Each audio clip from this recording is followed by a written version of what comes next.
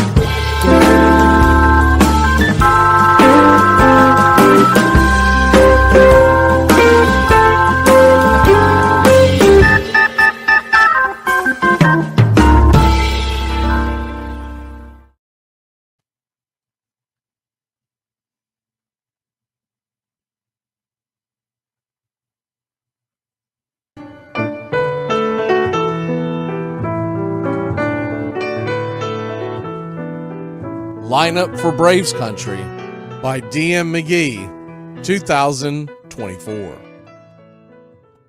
A is for Aaron, the Hammer and Hank, the real home run king. Take that to the bank. B is for Bobby. Cox never cowered. He'd give Blue quite an earful on his way to the showers. C is for Chipper. Don't call him Larry. He would show up in Shea, the Mets he would bury. D is for David. Justice he'd bring. A Game 6 solo brought Atlanta their ring. E is for Eddie Matthews. 512 bombs away. Lit skies from Boston to Milwaukee to the A. F is for Fred. McGriff dog-biting crime. A fire was lit the day he arrived. G is for Glavin. Southpaw winds and kicks. Changing speeds east and west. A gem in Game 6. H is for Harry and his brother George Wright. The father of baseball, Boston pennants in flight. I is for inning, ending double play. Riley to Ozzie to Olsen all day. J is for Jones. Andrew let her fly. And his gloves in center is where singles would die. K is for strikeouts. A plenty from Strider. The quads in the stash, getting swings from that slider. L is for Lopez. Javi to B-Mac. Travis and Smurf, we've been lucky to see that. M is for Mad Dog. He won 355. Could swat flies with the changeup and still bust you inside. And as for Necro, he got to the Hall by bending and knuckling and floating that ball. O is for Otis. Old Nixon could fly. The catch at the wall baffled our eyes. P's still for Peterson. We were all rockin' pearls. With Eddie and Jorge, we were out of this world. Q is a quandary for why Dale is not in. Murphy MVPs again and again. R is for ranking. The top pitcher's lore. Remember Kid Nichols, 107 WAR. S is for Smoltzy. The big three in the hall. When the game's on the line, you give John the ball. T is for Tyler, Matzik, and the gift of 2021, the entire night shift. U is for Chavez, but we say Uncle Jesse. The frames, the release, kept the batters guessing. V is Van Weeren, Skip Carey 2, Don Ernie Joe, the tales from the booth. W is Warren, Spawn Johnny Sane. They'd ride him in Boston and then pray for rain. X is Mazzoni. Yeah, X marked the spot. Leo rocked next to Bobby, and his pitchers stayed hot. Why it makes us feel young, the game's main appeal. Chopping through the battery, there's no better feel. Z is for Zip Boom Bam, Ramalama Ding Dong. Throughout the summer, we sing that song. From AJ to eyeglasses and a hell of a pen. Mad Max, Uncle Charlie, win after win. A cannon from short, and RC you later. Acuna Matata, there is no one greater. Though you can't fit them all when you just A to Z. Think of your favorites in the rafters we see. I started with 3, then 10, 25, 47, 31, and of course 29. Let's not forget 21, 41, 35, the great 44, or 755, and old number 6, who led his great teams. The pennants were flying, it felt like a dream.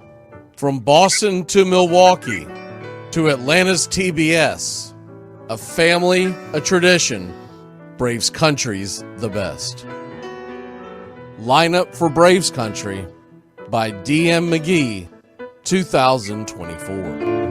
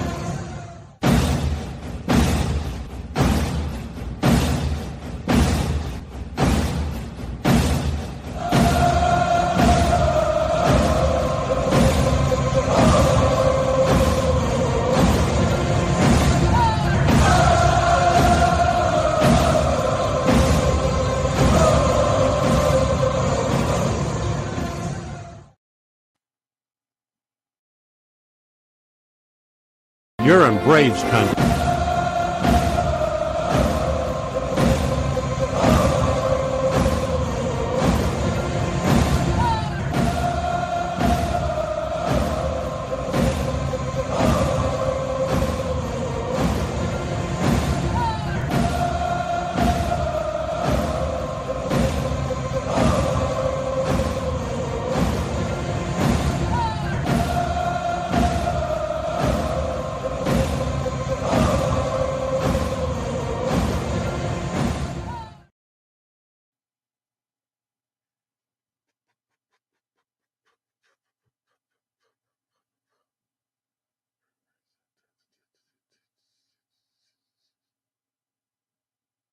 You're in Braves country.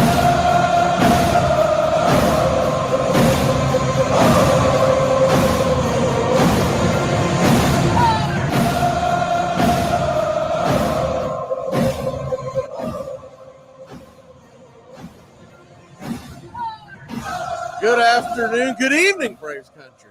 Hell, good night. It's almost 8 o'clock at night. We're going to be doing this game, and we're getting ready for Braves country baseball. Let me change the screen a little bit so you can see what's going on here. We're going to change the view. Give me 1 second. There you go. All right. Braves, Astros. If you haven't already gotten the memo, Darius Vines is going to pitch tonight. And what does that mean? Well, Darius Vines, if you remember him from last year, he was he was a guy that had a couple of good outings. He got knocked around a little bit coming out of the pen, but the big one that I think most people remember was that first outing in Colorado where he actually pitched really well. But he is a guy that's going to pitch to contact.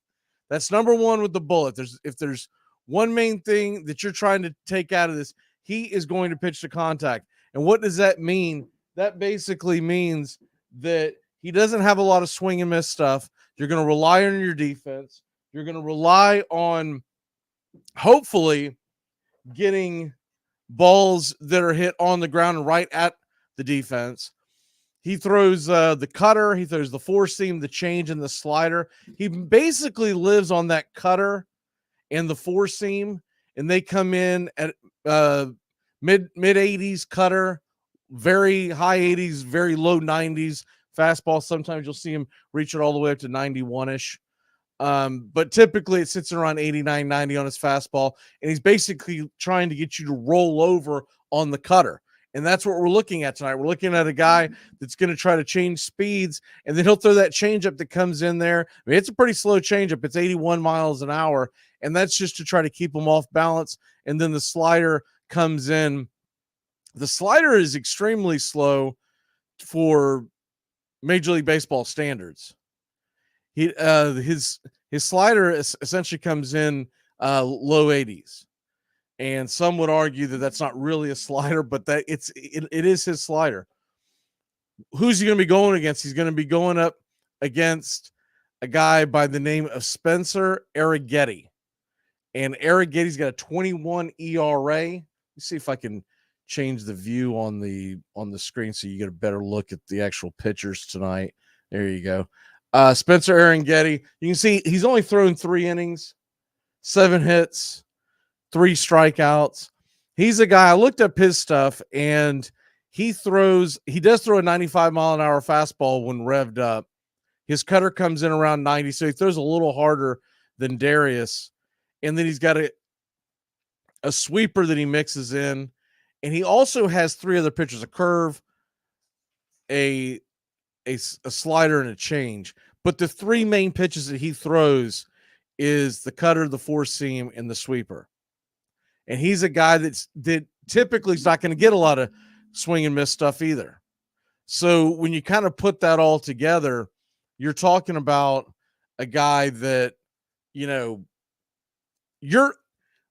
when you compare, when you put together the fact that you have 2 pitchers out there that don't have a lot of swing and miss stuff, and you've got a home plate umpire. I did some homework on him this afternoon, Tony Randazzo.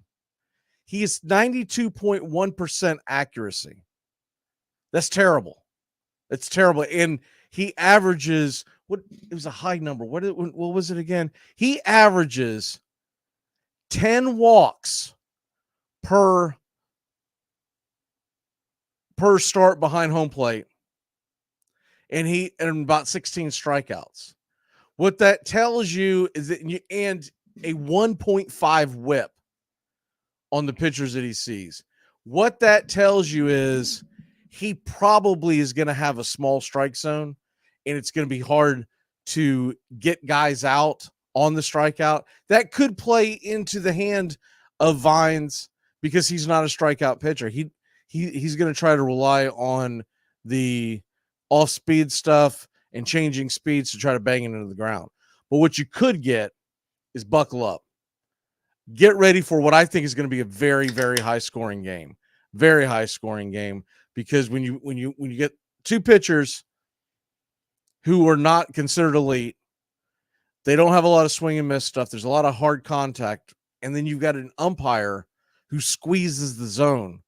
That is tailor-made for a high scoring game. Now, with that being said, we'll probably end up with the 1-0 complete game shutout by one of the guys. But what it should do over the history of the home plate umpire and then knowing what we know of these starting pitchers, it should be a fairly high scoring game. Because of that, I give the Braves the nod because our offense is absolutely clicking.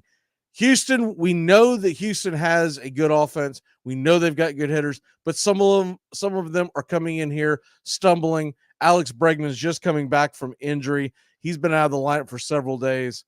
I believe it was an illness, so he's just coming back. So you wonder what kind of bat he'll be swinging. And even before he went out of the lineup, Alex Bregman was not hitting well.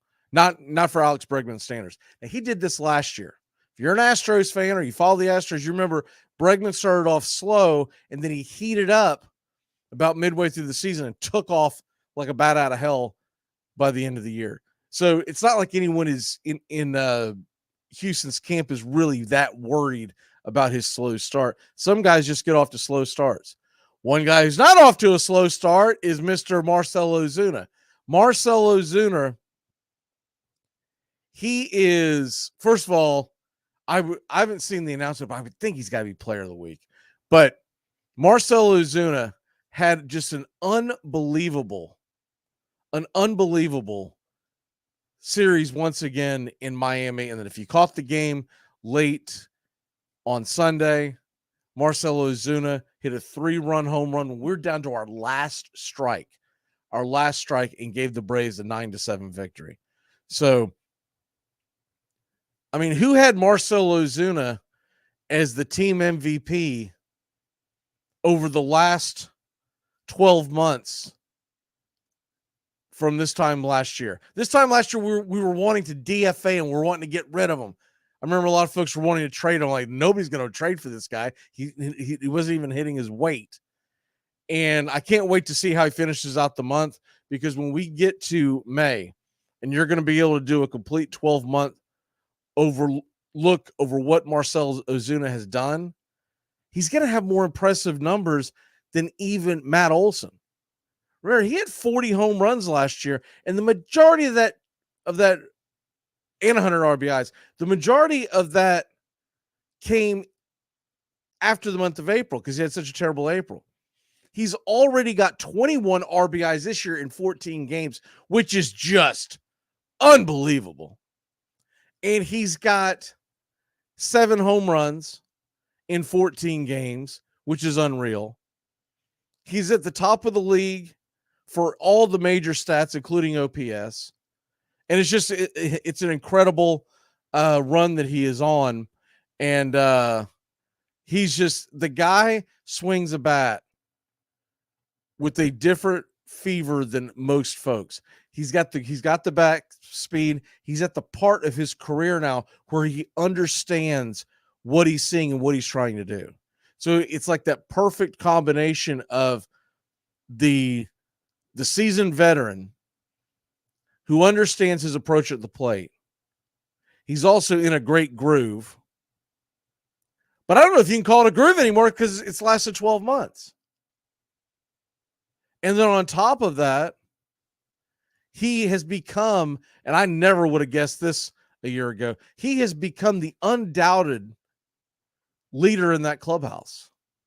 Every one of the guys in that clubhouse talk about how much they look up to and listen to Marcell Ozuna. And I would have never guessed that a couple of years ago. But it just goes to show you that a guy can turn it around. And remember, the Braves still have a fourth-year option. He's not a free agent at the end of the year. He gets another year with Atlanta, and assuming everything goes well this year, I don't know why the Braves wouldn't pick up that option. Most teams nowadays don't use a $16 million designated hitter because it's not worth it, because you want a guy that can play a field. He delivers every single dime that he gets paid. And so if you're asking me right now, absolutely they're going to pick up that option. It'd be silly not to. I forget what the buyout is. I think the buyout is $1 or $2 million. It's not very high, but it would be absurd for them to let him go. So Marcell Ozuna having a heck of a beginning to the season, has had a heck of a 12 months. I mean, we look over, he still has 2 weeks to go in this month, but over the last 12 months, he's got 47 home runs. He's got 121 RBIs. That's insane. And he very well could end up with another 5 by the end of this month, home runs, and could end up with another 10 RBIs. That's, they don't tend to give it to designated hitters anymore, but that is MVP type of stuff. And if he keeps up this type of rip, there's no telling. Real quick, my pick to click tonight. It's a right-hander. I don't want to go to Ozuna. I feel like it's just too damn low-hanging fruit. So give me the Ice House. Give me Matt Olson to click tonight. And I think we're in for a barn burner, y'all. Give me the Braves to win this one 10-6. 10-6. Atlanta Braves win it. All right. We're going to step aside for a second. We've got the Jackie Robinson poem that we're going to debut. And we got a pitch-by-pitch, play-by-play of your Atlanta Braves. So we're going to bring in the first pitch and all that kind of stuff. And then we're going to play Jackie. All right. We will be back in a flash here on Jackie Robinson Day. And you'll notice Braves Country Club members, you've got the 42 that you can put out there today in your emojis. All right. We will be back in a flash. Keep it locked in here on Braves Country Radio. Like me, you can't smoke like me. So don't try and be like me. Let's party together.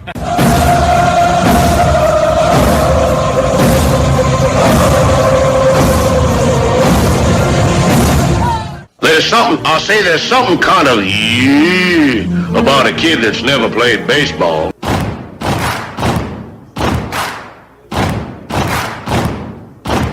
Baseball is a beautiful thing.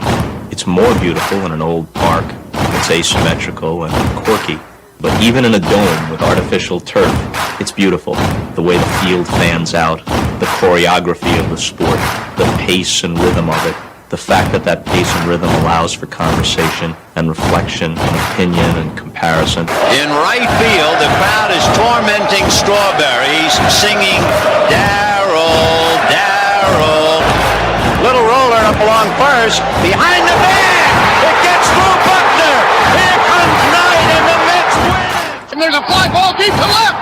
It's on its way. There it goes, and the Yankees are going to the World Series. Aaron Boone. Ground ball stabbed by Folk. He has it. He underhands to first for the first time in 86 years. The Red Sox have won baseball world championship. Can you believe it? It's a pastime, something you do. It's entertainment, something you watch. And it's a shared experience, something you talk about and read about. But you can apply those same three criteria to other things. What makes baseball special is that it's the best game that's ever been devised. Smith corks one into right down the line. It may go. Go crazy, folks. Go crazy. Sure as God made green apples, someday the Chicago Cubs are going to be in the World Series. A little bouncer slowly toward Bryant. He will glove it in front of Rizzo. It's in time, and the Chicago Cubs win the World Series. Cubs win! What a lucky break! The good Lord wants the Cubs to win! How can you not be romantic about baseball? If baseball is about caring, about loyalty and rivalry. Braves fans are on their feet hoping for some kind of a bleeder or a seeing eye single. Here's the 1-2 pitch. Fastball hit high and deep down the right field line. It's going back, back, back. Is it fair? Is it zip, boom, bam, it's gone! Ram-a-lam, ding dong, a 3-run shot, and your Atlanta Braves have taken a 1-run lead. A banger, and she's gone, baby. There's a very peaceful thing. It was created and played in pastures and meadows. There's grass, there's outdoors, there's everything that people thought was American and feel about America. You get in a ballpark, and it's the wonder of walking through that dark tunnel and seeing a huge open space where men play the little boy's game.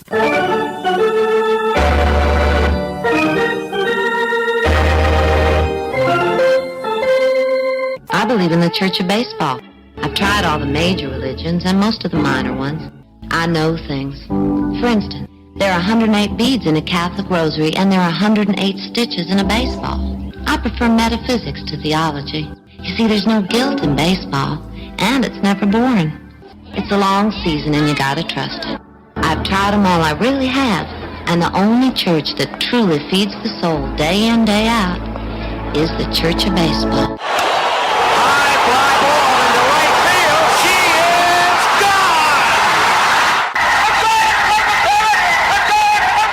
Swung line drive left field. 1 run is in. Here comes Breen. Here's the throw to the plate. He is safe. You're in Braves country. If there's a bigger thing going on right now, I don't know what it is. We're down to 1 strike here. Gurriel, the last hope for the Houston Astros. Here's the 0-2 pitch. Swung on, bounced over to Dansby. Dansby fires it over to first, and here comes the dog pile. Fire the cannons in the battery. Do the chop all throughout Braves country. Pop that top. Your Atlanta Braves have won it all.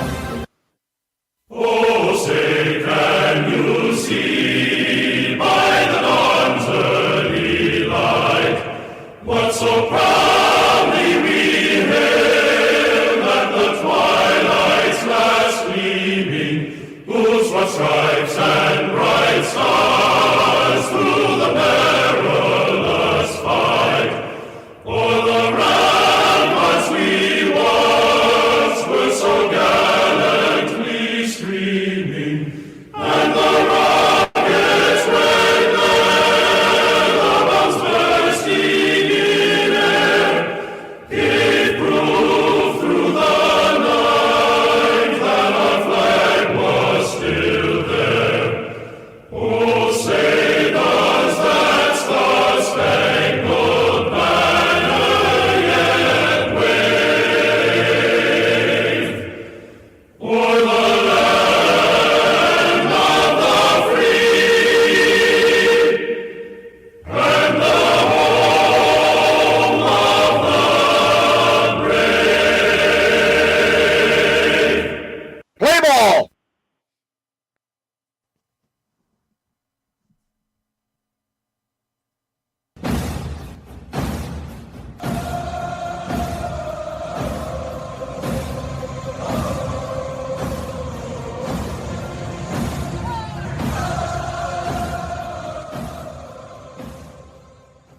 Out of beer? 7 o'clock in the morning. Scotch? Hey, howdy, hi, and how the hell are you? Pull up an armchair, girls and boys, and join us for Braves Country Baseball. You're listening live, and the scene is Minute Maid Park in Houston, Texas, where we're set to bring you pitch-by-pitch, play-by-play of your Atlanta Braves. Hi, I'm Mac Magee, here are your starting lineups for today's action. Leading off and playing right field for your Atlanta Braves, it's Ronald Acuna Jr. He comes in batting .273, 5 RBI, 7 stolen bases. Batting second, playing second, Ozzie Albies, 2 home runs, 13 RBI, 2 stolen bases, batting .317. Austin Riley batting third, playing third. He has 2 home runs, 11 RBI, batting .267. The cleanup hitter and playing first base, Matt Olson. Olson comes in with 3 home runs, 11 RBI, and a .293 average. Marcell Ozuna is your designated hitter with 7 home runs, 21 RBI, a .373 average in 14 games played. Patrolling center field for your Atlanta Braves, it'll be Michael Harris II. Harris comes in with 2 home runs, 7 RBI, 1 stolen base, batting .316. Travis d'Arnaud is behind home plate with 4 RBI and a .222 average. Batting eighth and playing left field, it's Jared Kelenic. He comes in batting .414 and 3 RBI, 12 for 29 on the year. And batting ninth, playing shortstop, it's Luis Guillorme. Guillorme does not have an at-bat this season. On the mound for your Atlanta Braves, it's Darius Vines. He will be making his 2024 debut. The right-hander will be going head-to-head with Spencer Arrighetti. Arrighetti, also a right-hander, is 0-1 with a 21.00 ERA, a 3.33 whip, 3 innings pitched, 7 hits allowed, 3 strikeouts, and 3 walks given up. Backing up Arrighetti at the bottom of the first inning, it's Jose Altuve. Playing second base with 5 home runs, 7 RBI, 1 stolen base, batting .382. Yordan Alvarez, batting second, the designated hitter, has 4 home runs, 12 RBI, and a .317 average. Kyle Tucker is in right field and batting third. He's got a .269 average, 4 home run, 13 RBI, 1 stolen base. Alex Bregman is back in the lineup for the Houston Astros. 2 RBI, 1 stolen base, batting .241. Diaz is behind home plate with 3 home runs, 8 RBI, batting .302. Chas McCormick is in left field with 5 RBI, 1 stolen base, batting .244. Pena, the shortstop, off to a hot start as well, has 2 home runs, 8 RBI, and 2 stolen bases, batting .348. Jose Abreu is the first baseman with 1 RBI, batting .111. And Dubon is in center field, batting .257 with 8 RBI. Calling balls and strikes behind home plate tonight, it's Tony Randazzo. The first base umpire, Alex Tossi. Second base will be manned by Dan Bellino, and down the third base line, it's Phil Cousy. Atlanta Braves come in 9-5 on the year, 5-3 on the road. The Astros 6-11 and 4-8 at home. First pitch is set for 8:10 p.m. Eastern Time. Atlanta's -120 on the money line. The over/under is 9.5. Well, it's about that time. Grab you a cold one. Find you an armchair. It's Braves Astros, game 1 of a 3-game series tonight, tomorrow night, and Wednesday afternoon. Get your chopped hands ready on Jackie Robinson Day. We've added 42s to the Country Club emojis. What are you waiting for, Braves Country? Join the Country Club today. Get your game face on, Braves Country.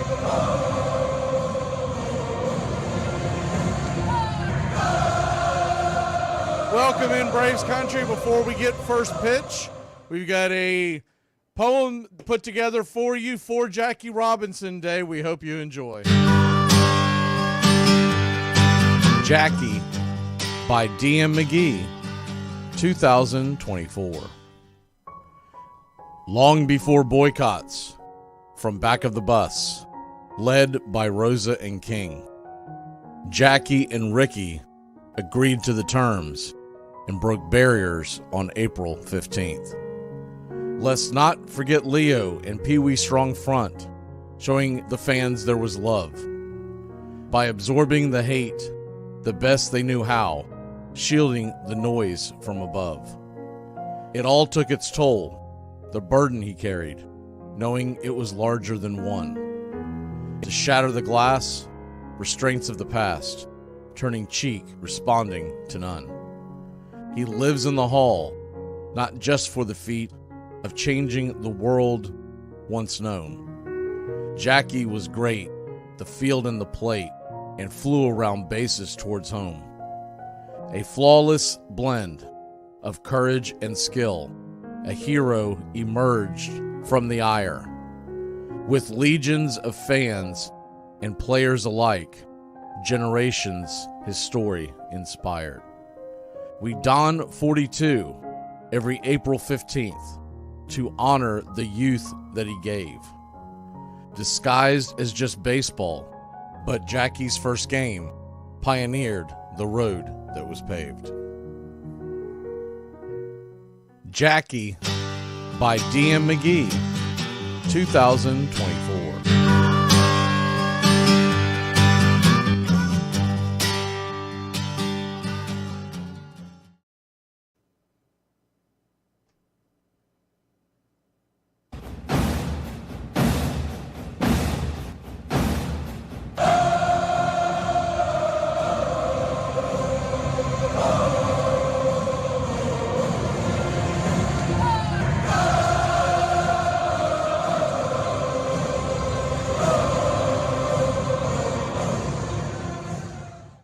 Welcome in, Braves country. Hope y'all are having a great evening here on Jackie Robinson Day. Everyone will be wearing 42, so it's going to be a little difficult to call this play-by-play, but I've got some notes down, and we should be all right.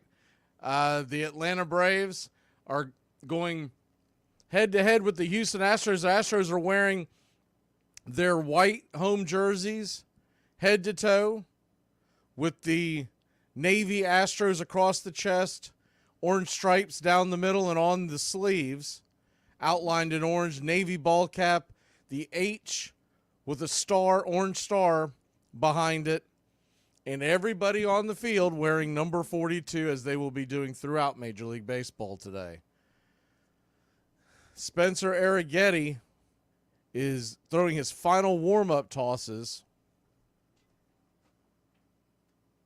I have not seen him throw. I just looked at a couple of quick highlight videos, but as far as actually seeing him in action, I have not, or if I have, I do not recall it.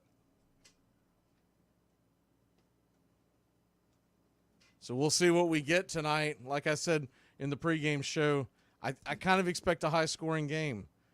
When you combine the two starting pitchers along with the home plate umpire who calls a tight zone, we could end up with a good old-fashioned barn burner. Ronald Acuna Jr. is taking his final swings, heading towards home plate. Braves wearing gray top to bottom. And yes, sir, it is baseball time in Braves country. First pitch on the way. Acuna swings and pops it back foul. Thankfully, that falls out of play. It's 0-1. I think he's got to realize, I've been noticing the pitchers in Major League Baseball are aware of the fact that he's been struggling and that he's very impatient at the plate, and they're trying to get him to pop up, and it's worked like a charm. The 95-mile-an-hour fastball on the second pitch, swing and a miss up top, it's 0-2. Braves gray head to toe, Atlanta on the chest, tomahawk underneath, all in red. The 0-2 high and out of the zone, 95 miles an hour, just above the helmet of Acuna, but over the plate. 1-2. So a 1-2 count. Infield playing pretty straight away, a slight shift to the left. The 1-2 inside, 96 mile an hour fastball, 1-2. So a 1-2 count, or excuse me, 2-2 count. The pitch from Arrighetti, the right-hander, kicks and fires. Outside wide, ball 3. Full count to Acuna. Now he's either got to bring it or risk putting Ronald on first, and we all know he can fly. So the payoff pitch from Arrighetti, right-hander deals, swing, and that ball's ricocheting foul off into the home plate umpire. Home plate umpire Tony Randazzo took that one straight off the right shoulder. He's needing a second to shake the cobwebs off.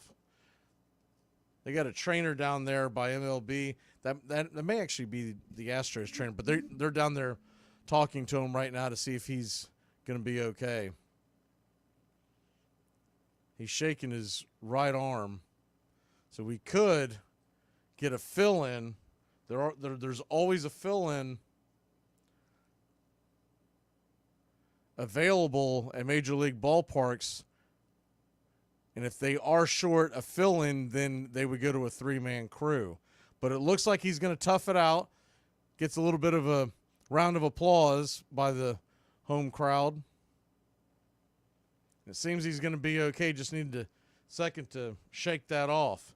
Hit him right on the shoulder, almost like right there at the top rotator cuff. So back to the action. The payoff pitch to Ronald. Swing and a miss, strike 3, 95 miles an hour.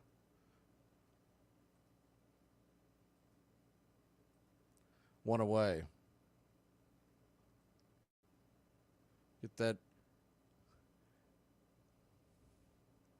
There we go. We got the scoreboard settled for you. It always takes a minute when the game first starts. So one down and Ozzie Albies, open stance from the left side, takes a hack and a swing at the pitch, 91 miles an hour down below the knees. It's 0-1. The main thing about Arrighetti is the 0-1 pitch. 95 right by him, outer edge 0-2. He's got high velocity. The big thing that I saw in the scouting report is the 0-2 pitch. Swing and fouls it back up against screen. 0-2. The big question is going to be how he does against this Braves lineup the second time through the order. So an 0-2 count. Pitch on the way. Down and inside, 1-2. The other thing that got him in trouble his last outing were the walks. 1-2 count to Ozzie. They set up inside. 96 miles an hour outside wide.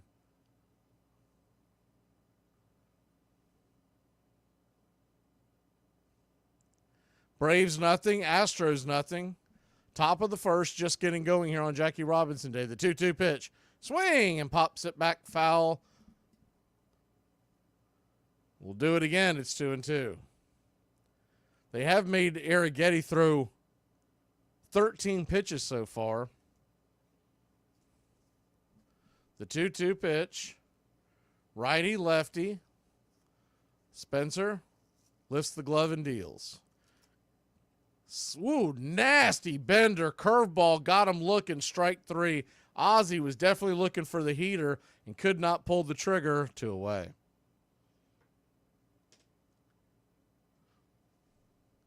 Once again, this is the first time they've seen this pitcher, and anytime you deal with that, you're going to have some bumps along the way. We saw it all this weekend. His first pitch on the way to Austin Riley is chopped foul down the third base line. It's 0-1. The 0-1. Arrighetti at 15 pitches. Righty. Spencer lets her go. Swing, and that ball's lifted into center field. That's going to get down for a base hit. Your Atlanta Braves have their first base runner, their first base hit of the evening. 1 on, 2 out. And here comes the ice house with the rake standing on first. Good piece of hitting by Riley. Ball was middle in. He just shoved it to right center field. Kept his balance back and stayed with the ball. Didn't try to do too much with it, and he's got a base hit. So that'll bring Olson to the plate. The first pitch to Matt Olson is a bender on the outer edge. Called for a strike. It's 0-1. The 0-1. Righty, lefty.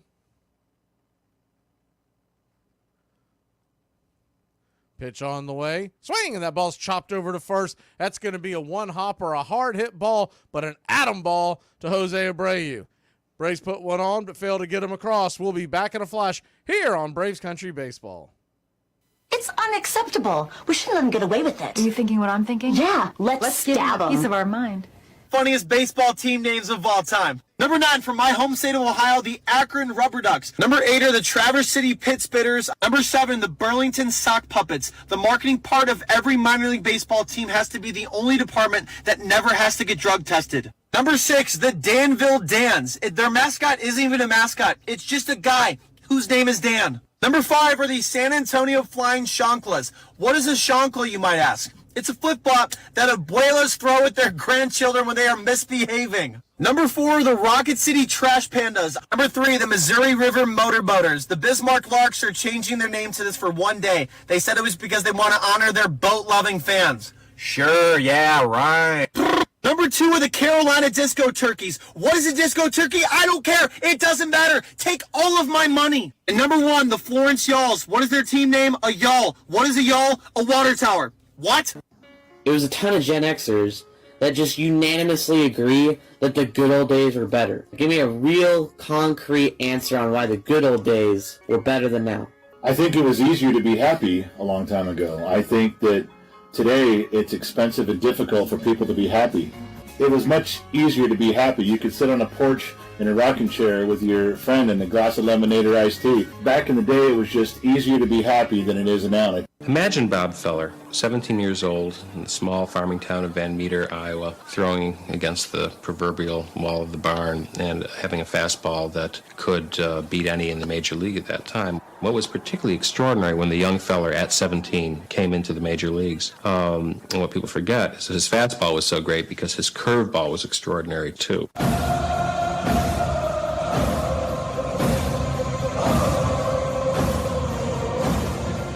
Back to Braves Country Baseball.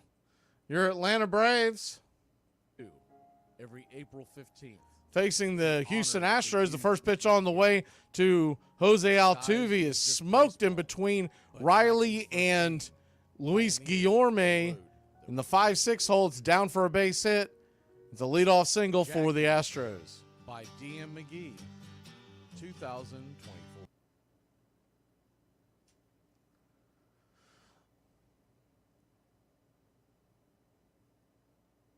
So 1 on, nobody out, and Yordan Alvarez comes to the plate. He takes a mighty hack at the first pitch, 92 miles an hour at the knees on the outer edge. 0-1.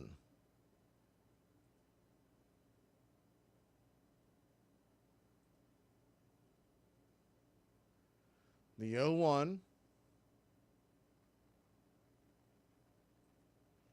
Pitch on the way. Misses high and out of the zone. It's 1-1. So a 1-1 count.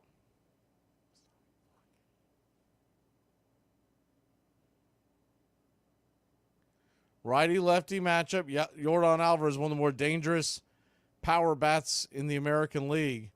The 1-1 pitch. Swung on, grounded up the middle. Guillorme's got it, and he'll step on second, flip it over to first, and it is a 6-3 putout. Double play by Luis Guillorme. 2 down. Good play by Guillorme. He's getting the start over Orlando Arcia. Just getting Orlando a day of rest. That's all it is. Nothing to be alarmed by. First pitch on the way to Tucker from Vines is a 4-seam fastball out of the zone. It's 1-0. Remember, they were going to give him a day off during that Chicago series. The 1-0 pitch. Misses high, 91 miles an hour, 2-0. But what ended up happening, we had the rain out, and then the next day, Orlando ended up playing. They're trying to get at bats as the 2-0 pitch just grabs the top of the zone. It's borderline at the top. It's 2-1. They're trying to get Guillorme at bats to keep him fairly fresh, but the Braves players, just to a man, do not like taking days off. The 2-1 pitch, down and in, 3-1. I think the idea is it's more likely that Guillorme will get starts at short. He can play second base. He can play third base. But other than an injury, he's more likely to get starts at short against a right-hander. As the 3-1 pitch misses outside wide, ball 4, and Vines loses the number 3 batter, puts one on with 2 outs. That'll bring Alex Bregman to the plate. Bregman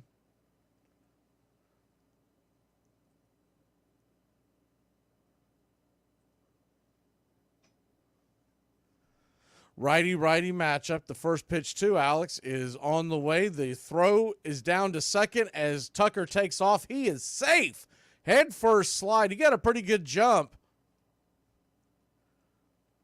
Darnode received the ball and tried to throw him out from his knees and could not get it there in time. It's pretty close play considering how good of a jump that was for Tucker. So runner in scoring position now. The 0-1 to Bregman. Swung on, ripped into left field. That's going to get down for a base hit. And here comes the throw home. Kelenic way up the line. The throw, cut off by Vines, feeds it to Darno, but it's going to be too late. And the Astros lead it 1-0. If Vines lets the ball go, it's going to be nowhere near the plate, so it was a good defensive play by Vines to cut it off. It also kept Bregman hanging out at first.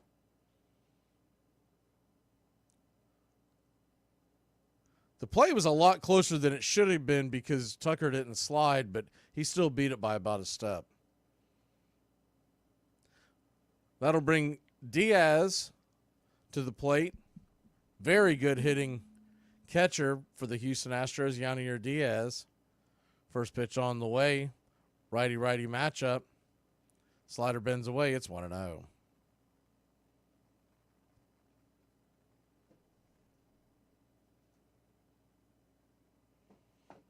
The 1-0. Misses way outside wide, 2-0. So a 2-0 count. He's gone curve to start this off.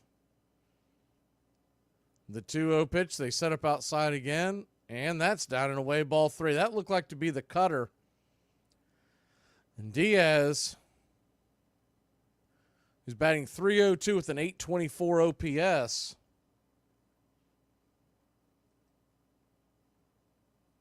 is sitting in the catbird seat. The 3-0 pitch, 92 miles an hour. Tried to grab the edge, but just missed it, and it's 4-pitch walk. That'll bring up Chas McCormick. Darius Vines already on the ropes here. He's only given up the 1 run, but he's got runners on first and second, 2 outs.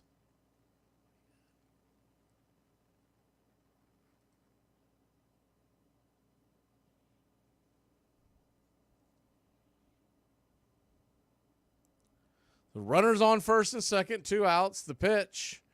That one misses. 1-0.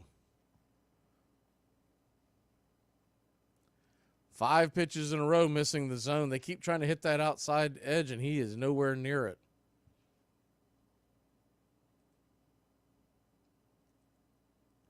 The 1-0 pitch. Right there, top of the zone. Just grabs it. 1-1.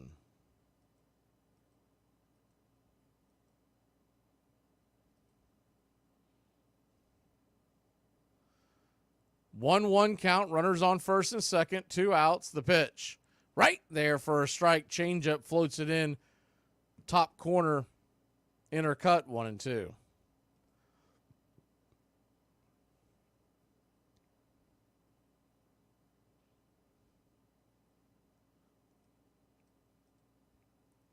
The 1-2 pitch, down and in, 2-2. Tried to get him to chase that changeup. So a 2-0 count, a 2-2 count, excuse me. Runners on first and second, 2 outs. Deuces wild here in the bottom of the first. 2 on, 2 outs. A 2-2 pitch. Vines comes set. Lifts the glove and deals. Misses down and away, 3-2. Try to hit that fastball in the outer corner. Instead, what you're going to have now is the runners will be off to the races. 2 outs, the 3-2 pitch. Swing! And that ball's popped up high in the sky, but not very deep. Michael Harris II comes in. He'll make the catch to end the inning. But not before the Houston Astros put one on the board. We'll be back in a flash heading to the second. Ozuna, Harrison Darnode coming to the plate. These kids nowadays really think they know what stress is. Back when we was growing up and you missed a TV show, you really missed it. Hey, Braves Country, I'm Mac Magee. Join us for Pitch by Pitch, Play by Play, the classic call of Braves Country Baseball. We're bringing you Atlanta Braves baseball all year long. Jump into our pregame show, Braves Country Today, just before first pitch. Stick around for the postgame show, Braves Country Tonight, where we will open up the phone lines and react to your calls or your comments all year long. That's Braves Country Radio, pitch by pitch, play by play, your home for the classic call of Braves Country Baseball. Have you thought about managing in the future? I have thought about it. Me and Stephen Vogt actually talked about it while he was here, and how fun it'd be. Hopefully manage a winning team. I think that'd make it a lot more fun. But I definitely thought about it, yeah. Would family conditions change any of that? Yes, that would definitely be a huge conversation for us, especially with a 5-year-old and a 2-year-old. I know the hours being a manager is more so than being a player, because as a manager you want to be here before your players and you want to stay later than your players to make a great impression on your players. So that definitely be a huge conversation that is a lot longer than a small little Braves question. It'd probably be a multiple week, multiple month type of question. But I think in the end, the thing that appealed to me most was the fact that it rewarded merit, that there is a justice to the game, that if you score, it goes up on the board, and if I score more than you, you lose and I win. That and the idea that we do it together, community. If only life were that easy, that whenever we learned to cooperate with one another and did the right thing, we won. That's what baseball is. Welcome back to Braves Country Baseball. Marcell Ozuna comes to the plate. We decided collectively off to the side during one of the breaks that as the righty-righty matchup begins the inning, first pitch on the way, he's got a nice little sweeper that grabs the top of the zone. Up top, it's 0-1. The being Jackie Robinson Day, once we hit the 42 likes, which we have hit, is the 0-1 pitch, down and away, 1-1.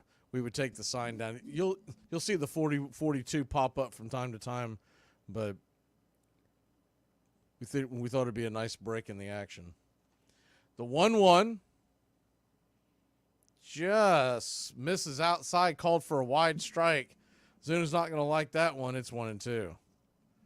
A guy that's known to call a very tight strike zone is the 1-2 pitch. 93 up above the helmet over the plate, 2-2. Guy that throws a very tight, or calls a very tight strike zone, just called a really wide one on Marcell. So the 2-2 pitch, swing and a miss, strike 3, got him with the sweeper on the outer edge. 1 away. These umpires that call the game so poorly, they don't realize how much they affect the game. Because you change the at-bat there. If it's 3-1 and not a 2-2 count, it's such a big advantage for Ozuna. Doesn't mean he's going to cash in, but such a huge advantage. First pitch on the way to Michael Harris II, swung on and popped up out of play. It's 0-1. The 0-1.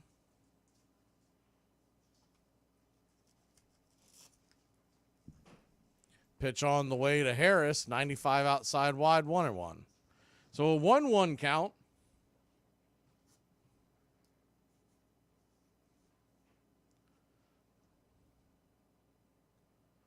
Pitch on the way to Harris. Pops it up. Can of corn. And they're converging on it. Bregman will catch it in between the pitcher's mound and home plate, 2 away. Get this bus moving. Stop. Come back. Too late. No calls! Yeah, no calls! You're in Braves country.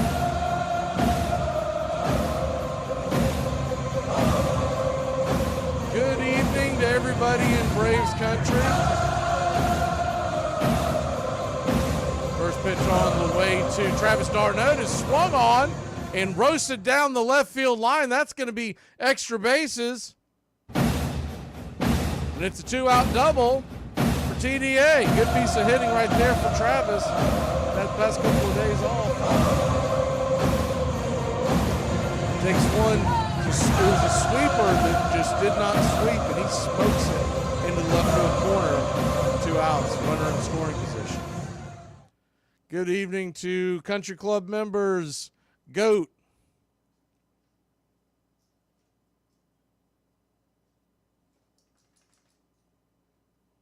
First pitch on the way to Kelnick is right there for a strike. It's 0-1. Raymond. Who else do we have here in the Country Club? David is the 0-1 pitch, down and in, 1-1. D. If I miss someone on that, I'll go back through it and try to hit you back. Also, good evening to Robin Hood, Marguerite, AY, Russell, the 1-1. Way outside, tried to get him to hit that curveball on the outer edge, 2-1. Gary, Brian, Peyton, Amy, the 2-1 pitch. High and inside, ball 3-1. Connor. I think we got Gary already. Donald. Willis. If I've missed anyone, just jump back in the chat and we'll give a shout out. The 3-1 count, timeout by Kelnick.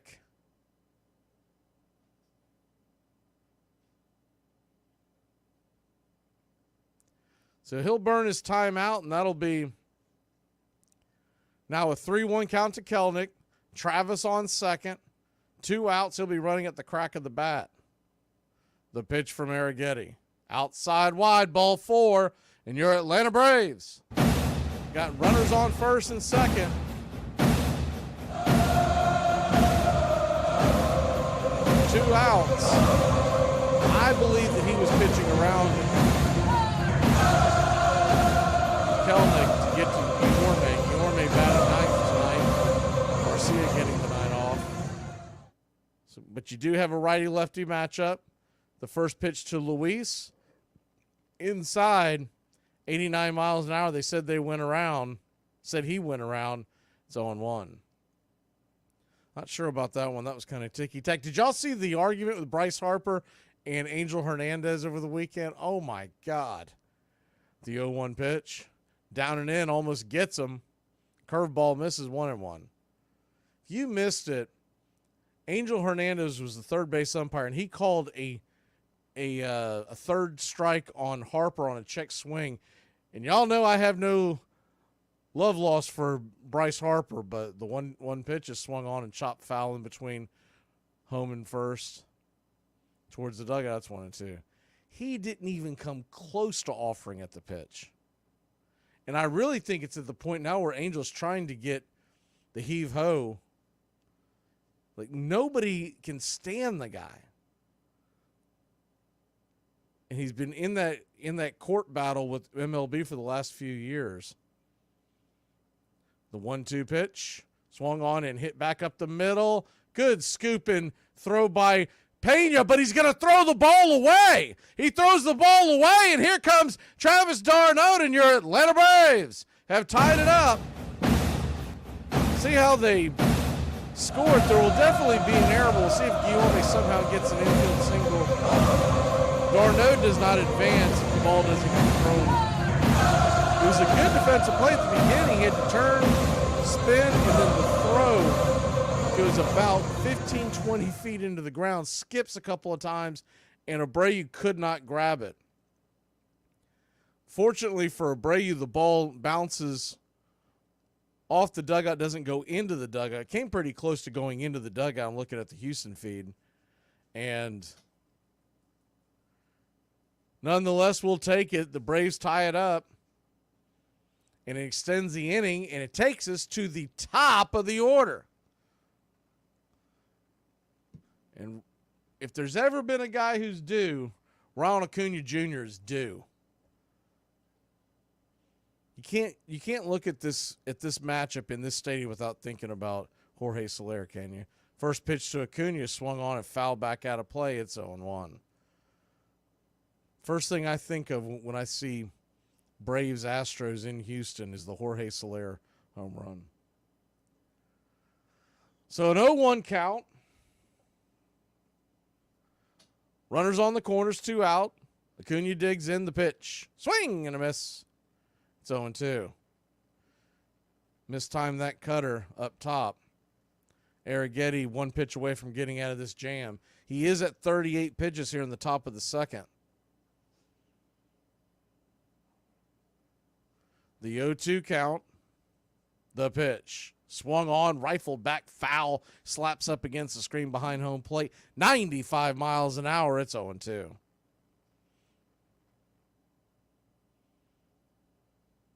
Braves 1, Stros 1, top of 2. Runners on the corners, 2 outs. The pitch to Acuna. Swing, and that ball's blasted down the left field line, but it is going to be just foul. Maybe 10 feet left of the left field foul pole. My word, that would have gotten him off the schneid. He was doing some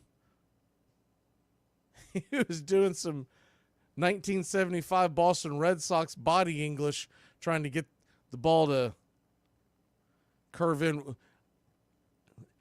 Was that Yaz that did that? My mind's going blank. The 0-2 pitch misses high. They check down the first base line. No, it was Fisk. I think it was Carlton Fisk, wasn't it? So a 1-2 count. He wasn't waving his arm for those of y'all listening on radio, but he was definitely bending. So a 1-2 count. Runners on the corners, the pitch. Swing, and that ball's rifled foul back off the mask of Diaz. Will do it again. He just missed timing that one up.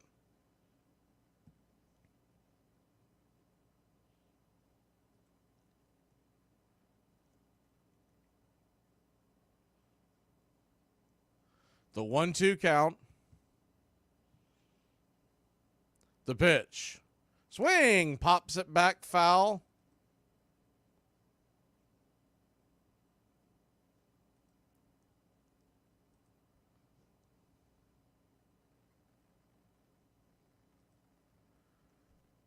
Braves 1, Astros 1. Runners on the corners, 2 outs. The 1-2 pitch. Inside and high. Misses, did not go around. 2-2. Thanks, Raymond. I think I figured it out just as you were typing it, but I always think of Yaz for that team in the 70s, but that was Fisk. That the famous quote by Pete Rose was classic in that game. The 2-2 pitch, outside wide, ball 3. So runner at first will be on the move. After that loss, he said to a couple of his teammates, as that home run was leaving the stadium, he said, "Man, isn't this great?" And they were all like, "Are you kidding me? We just lost game 6." He said, we're going to get them tomorrow, but man, to be involved in this game. The payoff pitch. Swing, and fouls it back out of play. Of course, who knows, Pete Rose may have had the over. So you never know why he was enjoying it at the time. This will be the 11th pitch of the at-bat to Ronald Acuna Jr. And he has seen the whole bag of tricks from Arrighetti. The payoff pitch. Ozzie stands on deck. on the way. High and out of the zone. Ball 4. Good job by Acuna to work himself back from an 0-2 count. The way he's been struggling, he easily could have been swinging out of his shoes on that last pitch. Instead, he'll head on down to first. A couple of years ago, Ronnie would have been down on strikes at about the 5th or 6th pitch of that at bat. So that'll bring Ozzie Albies to the plate. Ozzie digs in. The first pitch on the way is right down the pipe, 94-mile-an-hour fastball. It's 0-1. Braves 1, Stros 1. Arrighetti now, by the way, at 48 pitches here in the second. The 0-1. High and out of the zone. 1-1. Remember, wasn't for that error by Pena, they're probably out of the inning with a 1-0 lead and a manageable pitch count. The 1-1. Swing and a miss. Curveball. Down and in. Ozzie was over the top of it. It's 1-2. So Ozzie's now down to his last strike. The Astros are starting to get things stirring in the bullpen. The 1-2 from Arrighetti. Pitch inside, hits Ozzie. That's going to be a run. Your Atlanta Braves have taken a one-run lead. Here comes Kelnick to touch the dish. See if Ozzie's okay. He's walking down towards first, kind of a light limp. Hopefully it's just something he's got to walk off. That ball to get him right on the top of the toe. Oof.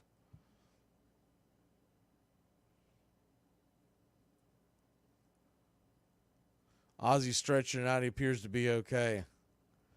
You'd hate to lose him for any period of time, especially the way he's battled injuries the last couple of years. So they're going to go out there and have a quick powwow with Arrighetti. Probably just nothing else, get him to catch his breath. While that's going on, we'll go ahead and hit the scoreboard, out-of-town scoreboard here on Braves Country Baseball.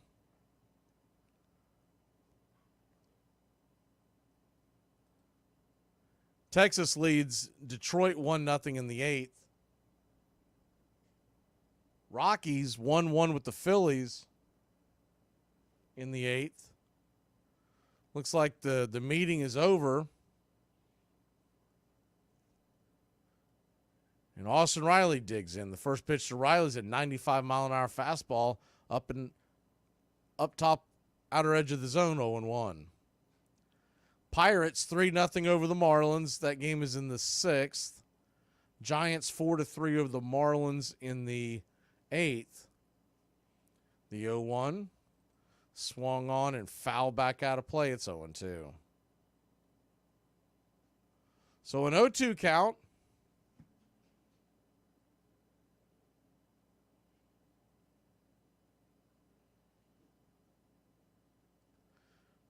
Bases loaded, 2 outs. The pitch. Swing! And that ball's lifted down the line. Fouling out of play. We'll do it again. I believe Austin broke his bat. Matt Olson standing on deck.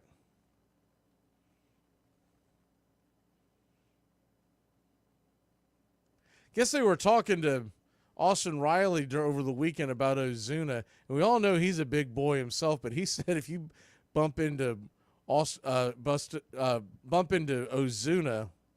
like in the locker room, he says it's like running into a brick house. It's not like Austin's a small guy himself. So back to the action, an 0-2 count to Riley. The pitch on the way, high and out of the zone, 94-mile-an-hour fastball. Tried to get him to chase, 1-2. Arrighetti now at 55 pitches. 55 pitches. We're just in the second inning. The 1-2. Pitch on the way. Just misses the outer edge. Good eye by Austin. 2-2. You'd love to see Austin get one down and into the gap, break this open a little bit. Braves lead it 2-1. Bases loaded, 2 outs. speed on the base paths with Ozzie at first and Acuna at third. The 2-2 pitch swung on, chopper over to Pena. He flips it over to first, and that'll end the inning. 6-3 putout. But not before your Atlanta Braves put 2 on the board. We'll head to the bottom of the second, leading 2-1. My money don't jiggle. However, my thighs and my belly do. So there's that. You decided to walk to the park with the kids, something you've never done before. I like to see where we are as a group. And I'll be honest, we had a good start, organized. Even that surprised me. And when did you first learn their legs were tired? You know, I'm not a good judge of distance, but I can say we still could see the house. Parent-teacher conference go well this week? Yeah. Is your kid eating the glue? Just likes to use it as chapstick, which I think is better, but... What's the overall feeling when crossing a fairly major intersection with 2 young children? Fear. And can you elaborate on that? Look, I'll say this. Gentle parenting is off the table in that situation. You really went after that Gatorade when you got home. I packed 3 water bottles not knowing that my water bottle was to be a refill for theirs. Did we see a bit of a limp out of the car? Yeah, my legs fell asleep. 2 sessions I sat through in a tiny chair at a tiny desk with regular chairs in the rooms. You ever had your heart broken so hard that you just enter your grandma era? I mean, like, I've always been in mine. This shirt makes me feel like I could do a puzzle or something. If you find yourself having a bad day today, just remember this. There is somebody from your hometown still trying to be a rapper. In Game 6 at Shea Stadium, the 2 teams fought through the 9th, with the score tied 3-3. NBC had the World Series in 1986. It was my job to be in the Red Sox clubhouse after the 6th game. I went down at the end of the 8th inning. The score was tied, but I knew I had to be there quickly in case the game should suddenly end. So I watched the last couple of innings from the corner of the Red Sox dugout. Aguilera brings it in to Henderson. Swinging a long one into left field. That ball might leave the park. It's a home run, and Boston leads here in the 10th inning.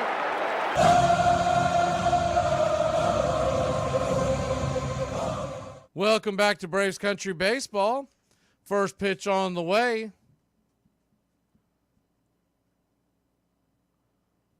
From Vines to Pena's outside wide for a ball. It's 1-0. The 1-0 pitch. Curveball 77 miles an hour, misses up high. 2-0. So a 2-0 count. Vines with the long break that last inning. So you wonder if he'll have any kind of effects with that. The 2-0 pitch. Swing and fouls it back out of play. 2-1.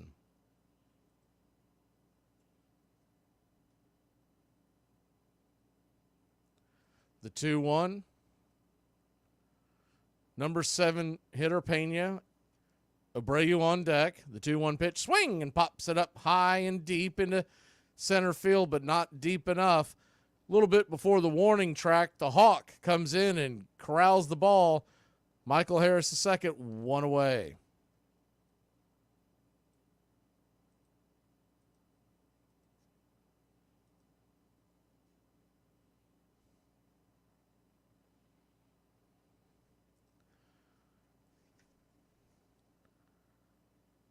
One down and Abreu stands in. He takes the first pitch outside wide for a ball. It's 1-0.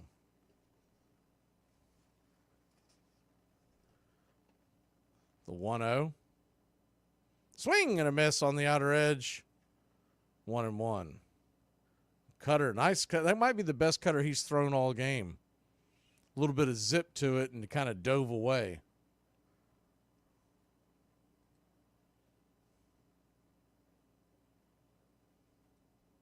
So a 1-1 count. The pitch.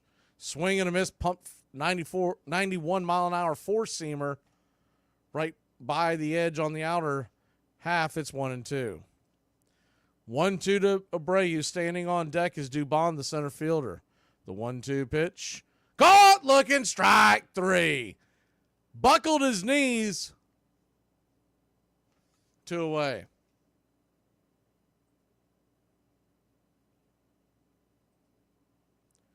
Good pitch. One of those pitches where if a guy's looking for it,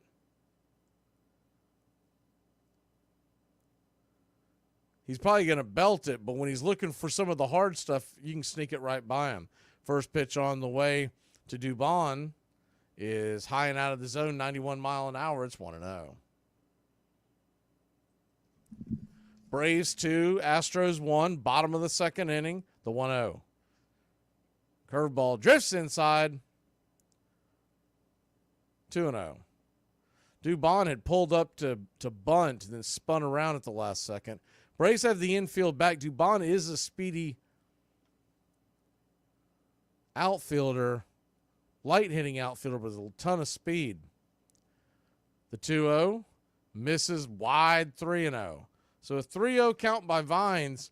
This is not the guy you want to be nibbling at. You want to go right after him, especially with the top of the order due up. The 3-0 pitch, nowhere near the zone, ball 4. So Vines, his second 4-pitch walk of the evening.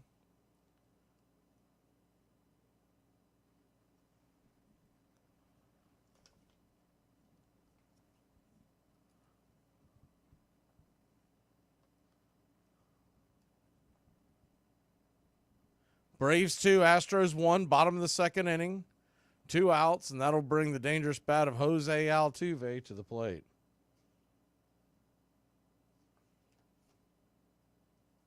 First pitch on the way to Altuve is a bounced up cutter to the dish, backhanded by d'Arnaud on the play, on the pitch, I should say. Dubon makes it down to second.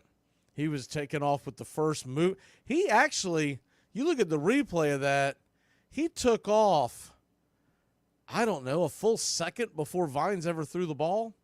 The 1-0, outside wide, 2-0. I mean, he got a running start. He's a third of the way down the base paths before Vines ever starts his motion. Vines has got to be a little more aware of that. So 1-0 count, misses outside wide, 2-0. The 2-0 pitch. 82 mile an hour change up top, 2-1. Altuve smoked a ball between short and third his last time up. If you're just joining us, Orlando Arce is getting the night also. It's Guillorme at short. The 2-1. Right there, top of the zone, 2-2. Hit him with another change. So a 2-2 count. Standing on deck is Alvarez. You do not want this inning going any further. Braves 2, Stros 1. The 2-2. Vines turns and spins towards second. Chase the runner back.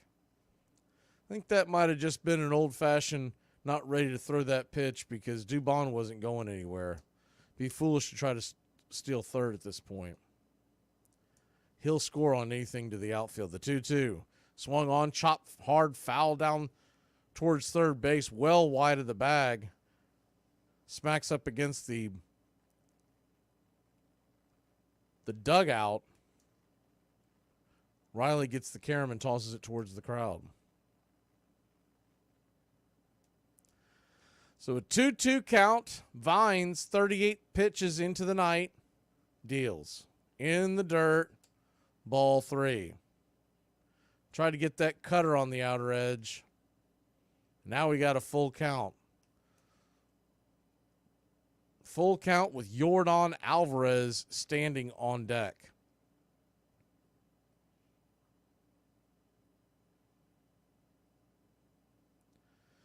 The payoff pitch. Swung on, grounded hard towards short. Guillorme's got it, fires it over to first, and it is a 6-3 putout to end the inning. Astros threaten but fail to score. We'll be back in a flash. The heart of the Atlanta Braves order coming to the dish. Give me a phrase that somebody born after the year 2000 wouldn't understand. Is it in the white pages or yellow pages? You gotta put it on channel 3.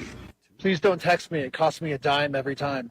Really took me off her top 8. Like after everything we've been through, she's just gonna remove me from her top 8. Like we weren't ever friends. Like, get off the internet. I need to call your grandmother. Smoking or non-smoking? What time's the movie? I don't know. Let's call and ask. Oh no! If it's not working, you've just got to blow on it, right? Yeah, no. Pull it out, turn it upside down, and then just jam it back in, and that'll work. The Cowboys are headed to the Super Bowl. Can't really think of a phrase, but I can think of a noise.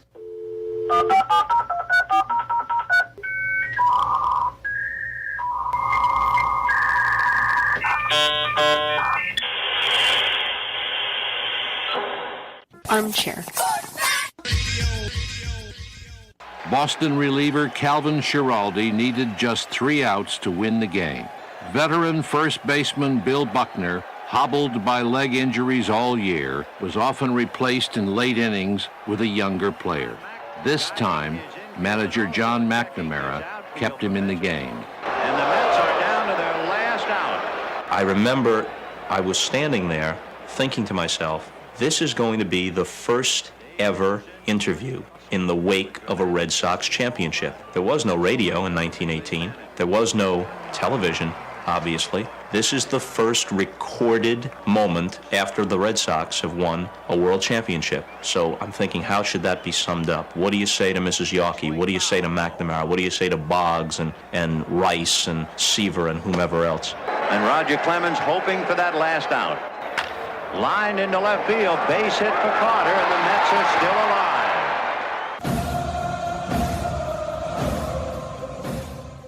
Welcome back to Braves Country Baseball. First pitch on the way to Matt Olson is high and out of the zone. It's 1-0. Olson 0 for 1. Braves lead at 2-1. Top of the third. Arrighetti is back out there. The 1-0. Missed below the zone but called for a low strike. It's 1-1. Arrighetti is about to throw his 60th pitch of the night. The 1-1. Curveball. Oof, that was another bad call. That missed the bottom of the zone by a few inches. Called for a strike, 1-2. A 1-2 count. Olson takes his time out. Probably to roll his eyes. The 1-2 pitch. Swing, and that ball's laced into right field. That's going to get down for a base hit. Matt Olson on his horse, but he'll stop at first and book it on back to second. And your Atlanta Braves got leadoff runner on. Nobody out. And the big zoo coming to the plate.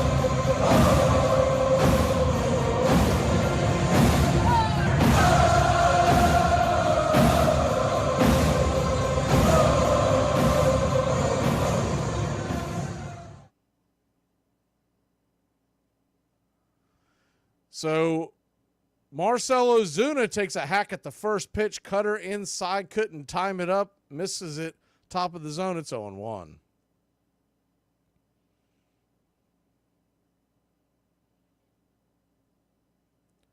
Braves 2, Houston 1, top of the third. The pitch. Swing and a miss. Chase that sweeper down and away, 0-2. So an 0-2 count to Ozuna. He steps back in, does not use his timeout. Arrighetti, 64th pitch of the evening, kicks and fires. 86-mile-an-hour cutter misses a little outside. It's 1-2.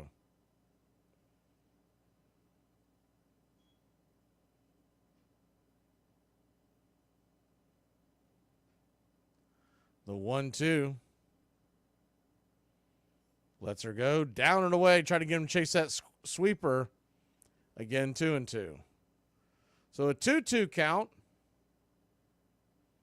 That sweeper of his is showing a 42-degree break. That is pretty nasty. The 2-2 pitch.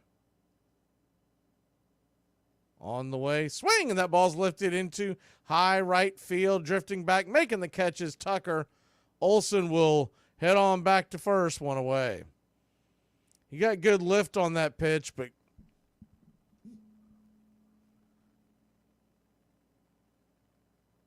just missed it off the screws.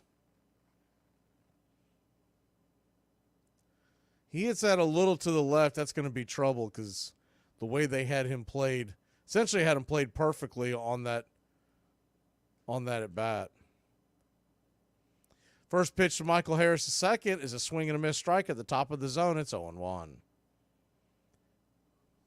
Harris is 0 for 1.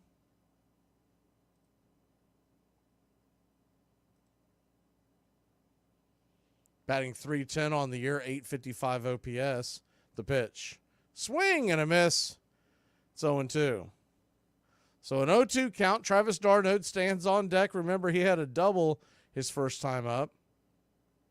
He came around to score the first run after the errant throw by Jeremy Pena to first. Cashed it in. The 0-2 pitch swung on, chopped foul just behind Michael Harris. Kind of rolled in between home and first. We'll do it again.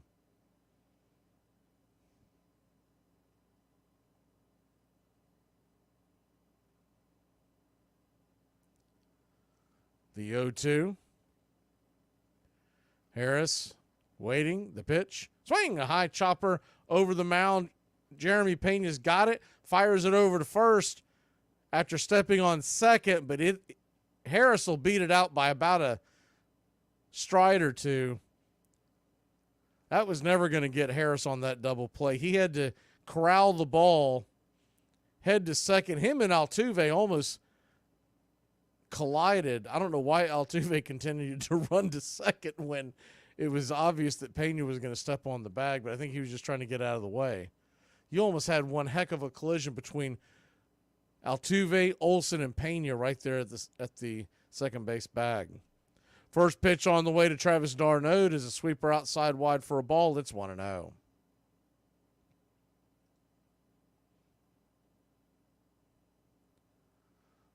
The 1-0.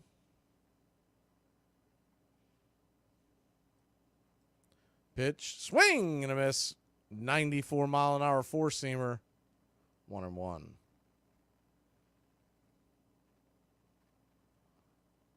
So a 1-1 count.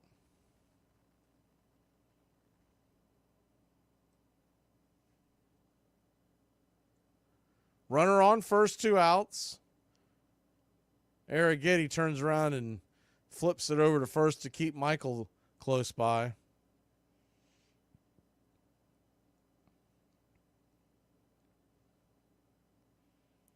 The 1-1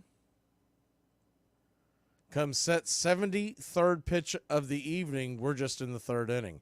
The pitch on the way. Swung on and chopped foul off of Travis's instep. Harris was moving on the pitch. He'll head back to first.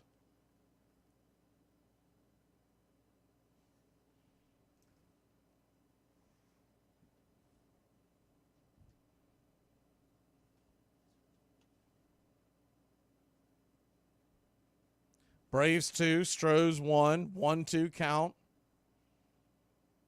The pitch. Swing, and that ball's dribbled over towards second. Altuve's got it, fires it over to first, gets d'Arnaud by maybe a step. He had a long way to go, but we know Travis doesn't run the best. We'll be back in a flash. Bottom of the third we go here on Jackie Robinson Day. I don't feel like you've done enough today to even get a participation trophy. Riggins. He's going to go all the way unless Blackwood can catch him, and he can't. 3rd and 3. We'll see a pickup sometime on the right side, possibly. Montana looking, throwing in the end zone. Clark caught it. Dwight Clark. Only 12 seconds left to play third quarter. Here's Marcus Allen cutting back upfield, and Marcus Allen could be gone. 74 yards for Marcus Allen. The quiet man of this football team, Scott Norwood. He can fire the shot heard round the world now. Here we go with 8 seconds to play. High drama here in the Super Bowl. But in the air, it's got the distance. Oh, good! You know how I feel. I will be proud to lead you wonderful guys into battle anytime, anywhere. Being alone isn't that bad. It's a great opportunity to get to know yourself and be comfortable with who you are. I already love myself. I just want to French someone. In 1903, weakened by their own squabbling, the National League owners sued for peace. Van Johnson had won. A new national agreement was negotiated. Now there would be 2 major leagues, separate but equal, honoring one another's contracts, both retaining the reserve clause that kept players bound to their owners for life.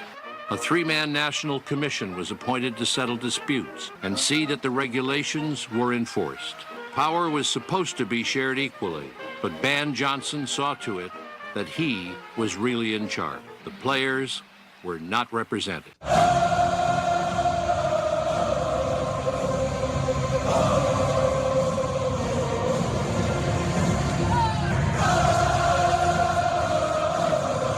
back to Braves Country Baseball.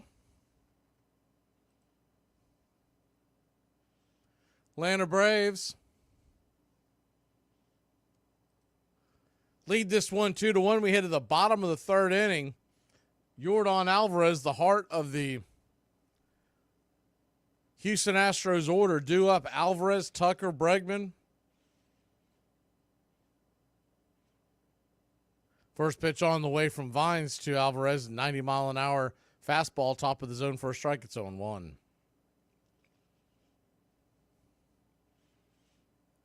The 0-1 pitch, kicks and fires. Right there, kisses the black. It's 0-2. So an 0-2 count. If he could get past the heart of this order, you might be able to get 5 strong out of Vines. The 0-2 pitch, swing, and that ball's hammered down the left field line, but plenty foul. We'll do it again. It's 0-2.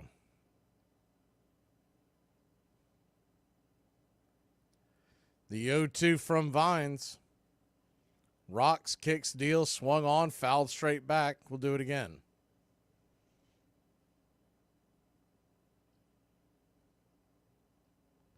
So an 0-2 count. Vines at 44 pitches. So a little bit of laboring going on as we begin the third inning. The pitch, nowhere near the zone. 92 mile an hour four-seamer, 1-2.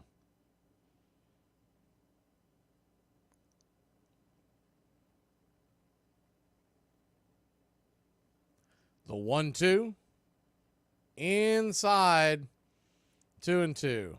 Tried to sneak that four-seamer in on his hands, but missed the plate by a few inches. So a 2-2 to Alvarez. Very dangerous left-handed bat. The pitch. Swing, and that ball's blasted down the right field line, but it'll be foul. Holy cow. Don't throw that again. He absolutely smoked that ball. Oof. The 2-2 pitch. Vines, 92. Now that's the call you want. He's been given some wide strikes to Arrighetti. He didn't give it to Vines, and you could make the argument it touched the plate. The 3-2 pitch, swing and fouls it straight back. We'll do it again. So a 3-2 count. More he sees Vines in this at bat, advantage Mr. Alvarez. The 3-2 pitch, swing and hits it up, but pops it up high in the sky. Can of corn just past the shortstop area. Riley calling everybody off. He'll make the catch, and there's one away. Big sigh of relief to get him out.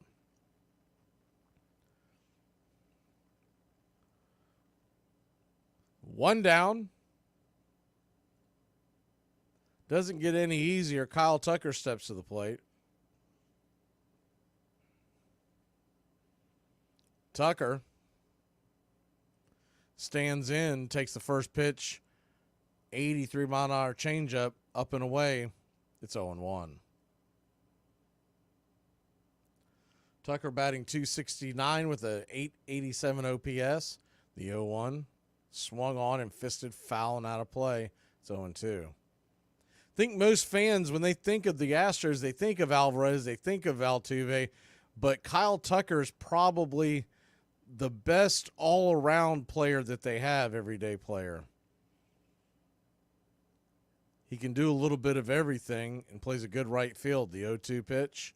Swing and pops it up. Chase that one. Can Riley get to it? He makes a sliding catch right by the third base dugout. He gets a round of applause from everybody over there by the Braves dugout, and there's 2 away. Nice play by Austin Riley. He had to not only slide in to make the catch, but make sure he wasn't going to bang into the dugout wall. Great play by the Rays. First pitch on the way to Bregman's down the lane. The ball is Braves 2. 2-1, 2 outs. Vines, his 55th offering. Right down the pipe for a strike. It's 1-1. What a boost of confidence this would be for Darius Vines if he could 1-2-3 this part of the order. The 1-1. Swung on, chopped foul down the third base line. We'll do it again. Diaz is on deck. McCormick in the hole.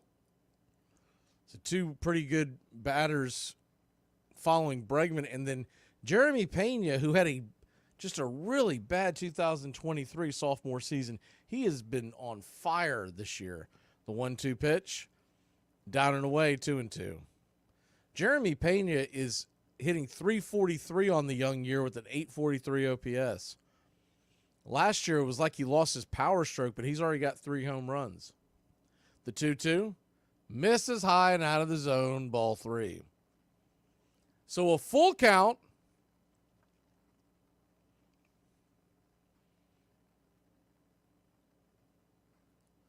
The payoff pitch from Vines. Swing, pops it up. That'll go back out of play. 3-2 count once again.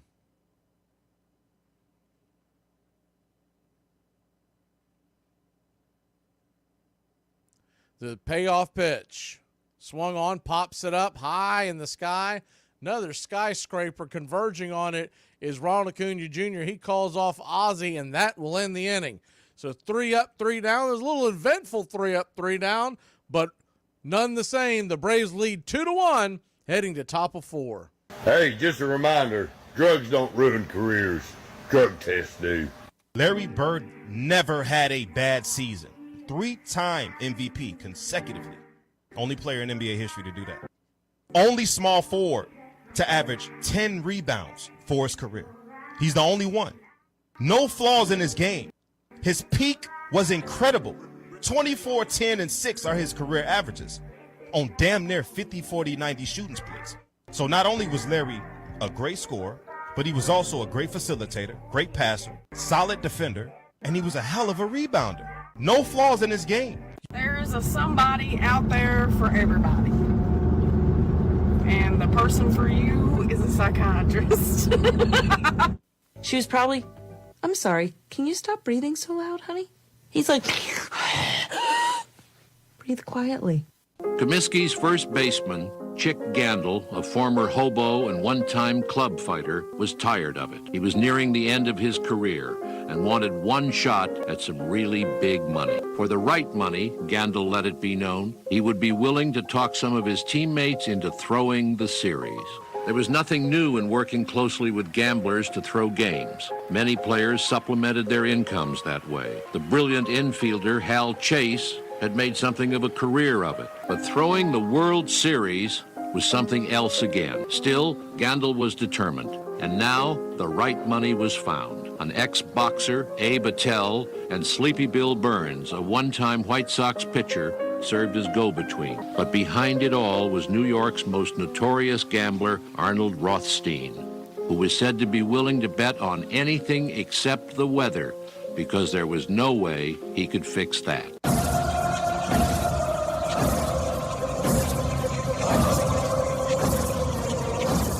Welcome back to Braves Country Baseball.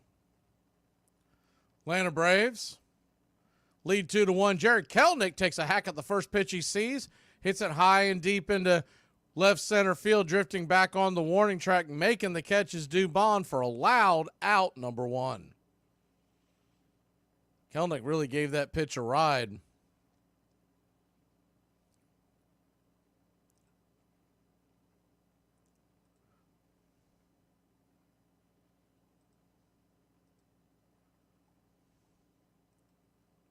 So 1 down.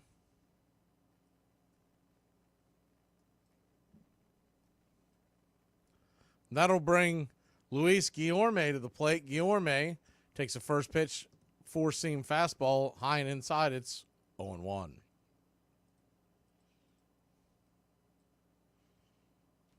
The 0-1. Down and in, 94 miles an hour, 1-1. Arrighetti now at 77 pitches. The 1-1 pitch, outside wide, 2-1.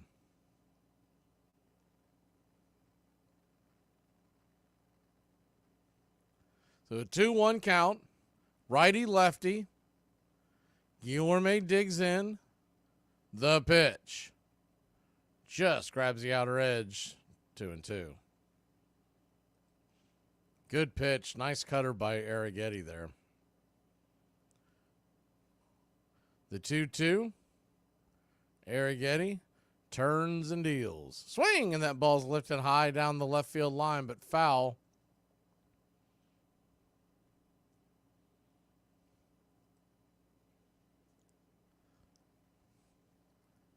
They're playing Guillorme pretty shallow in the outfield and to pull in the infield. The pitch. Swing and a miss, strike 3. Down on strikes, 2 away, and that'll bring Ronald Acuna Jr. to the plate.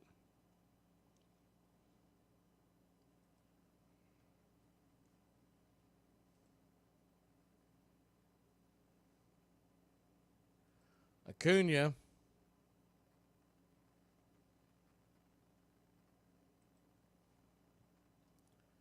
oh for 1, but he did draw a walk. The first pitch on the way, swings and hacks it straight back. It's 0-1. If you're just joining us, he just missed a 3-run home run. He smoked one down the left field line, and it bent foul about 10 feet of the pole. The 0-1 high out of the zone, 1-1.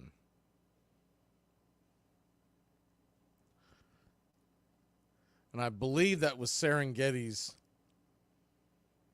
as the 1-1 pitch. Swing and chops that foul down the third base line. 1-2. I believe that was his cutter that he timed up on that swing. If memory serves. I don't know if he'll see that pitch this at bat. I mean, he absolutely tattooed it, just couldn't keep it straight. The 1-2. High and inside. 2-2. Acuna doesn't like it. About took his head off. He had to bend out of the way, but I don't think that was intentional.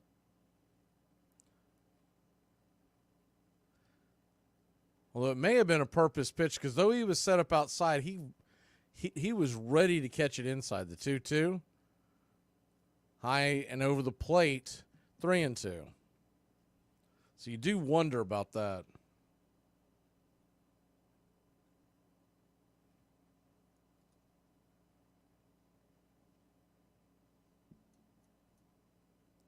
The 3-2 pitch on the way. Swing and a miss.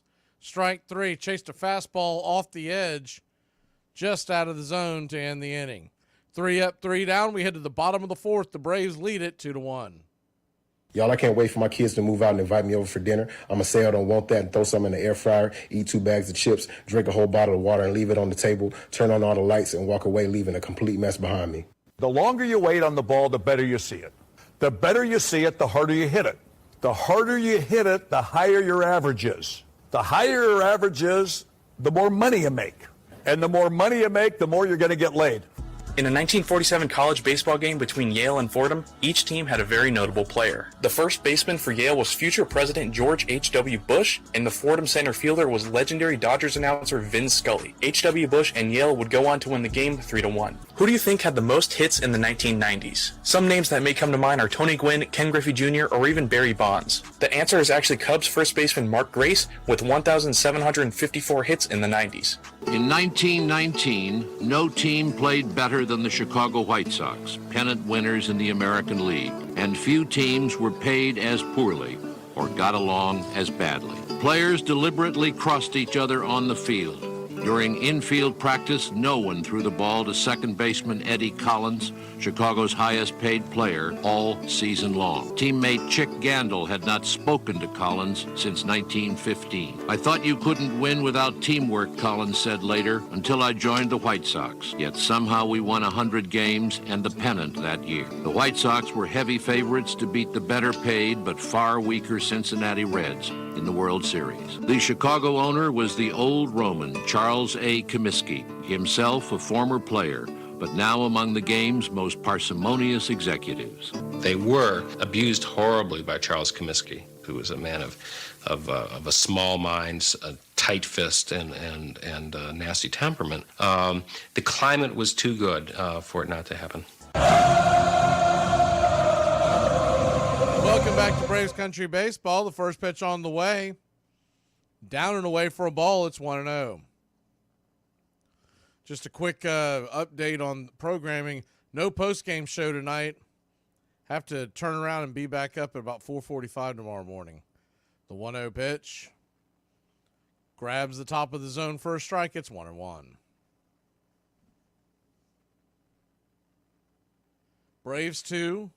Stros 1. Bottom 4. The 1-1. Misses high. 2-1. So a 2-1 count.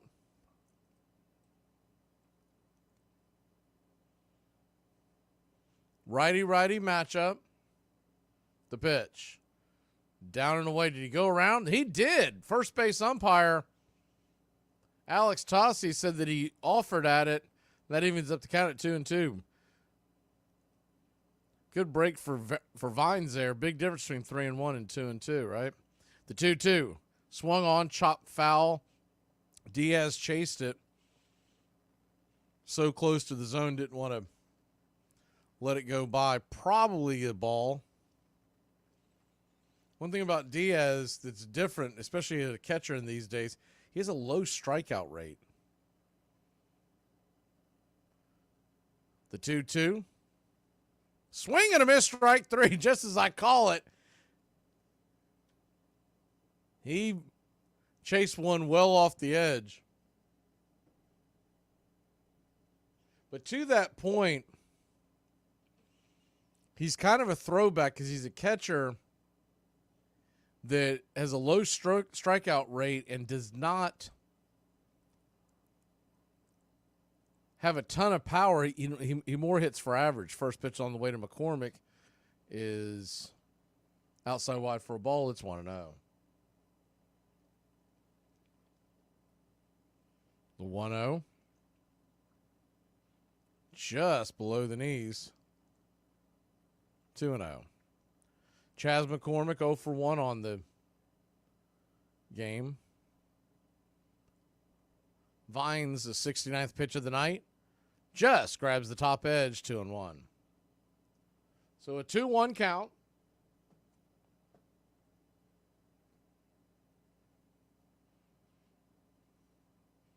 The pitch from Vines. Turns and flips it. Just misses the bottom of the zone. Would have loved to have had that call. It's 3-1.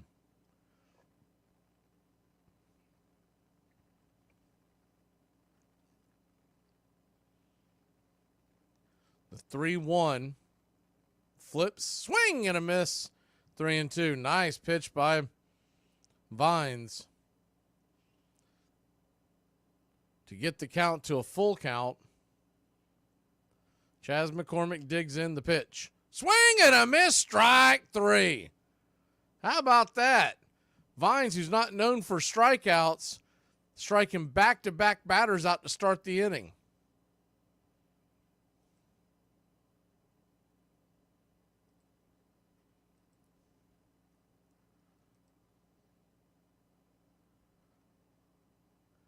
So Vines at 73 pitches now will face Pena. Pena takes a first swing and drops that into left field. It's down for a base hit. 2-out single for the Astros. Darius Vines, by the way, is now, he has walked 3. You don't love that, but he has struck out 3.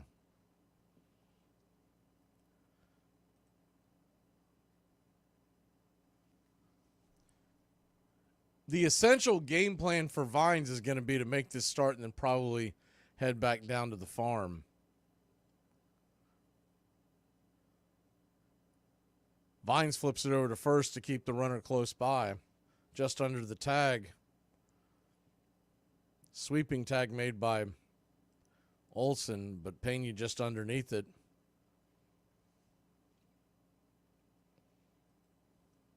And Vines turns around and throws it to first, and they've got Pena picked off. He's caught in a pickle, a rundown, and they're going back and forth between second and first. Finally, he runs out of the baselines as Vines was going to apply the tag. He was almost in shallow center field, and they just said, "You're out." We'll be back in a flash. Braves have the heart of the order coming to the plate. Oh my God, a promotion? I never thought I'd see the day. What are you talking about? Oh, is that not why I'm here?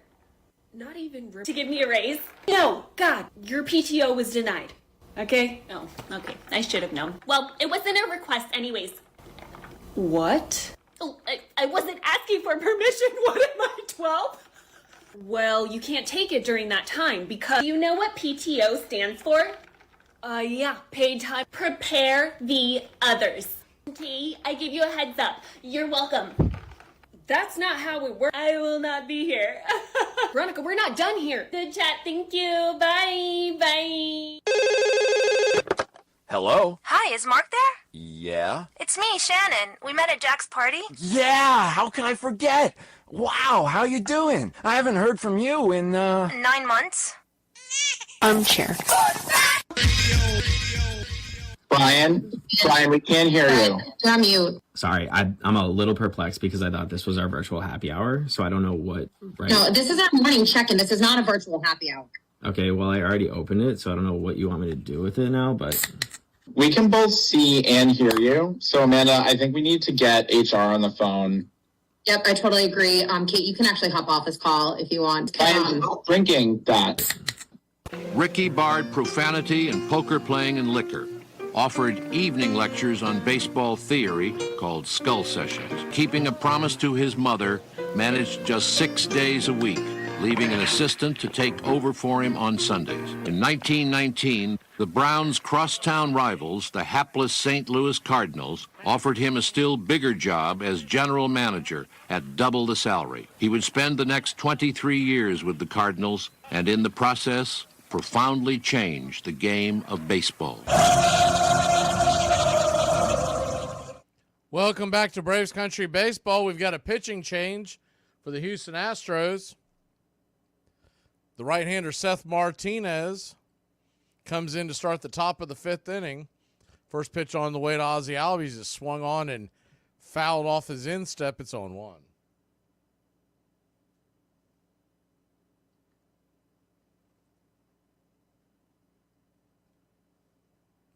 The 0-1 from Martinez. Kicks and fires. 91-mile-an-hour fastball.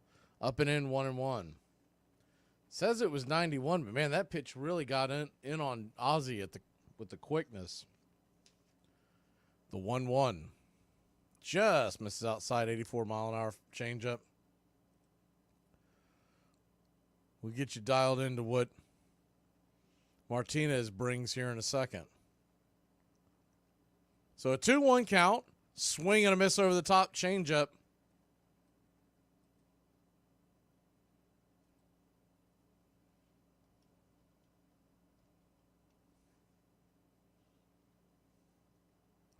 The 2-2. Swing and a miss, strike three. Martinez comes in, strikes out Ozzie Albies, 92-mile-an-hour fastball up top. I'm telling you, that pitch looks like it's exploding out of his hands. Went away.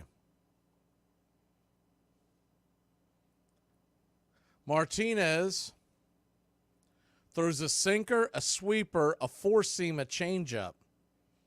First pitch on the way to Austin Riley. Swung on. That ball's belted into the left field cavern. And here comes Austin Riley. He's going to head on down to second. It is a head first dive in your Atlanta Braves. Runner on second, one out. He absolutely smoked that pitch. Sitting dead red.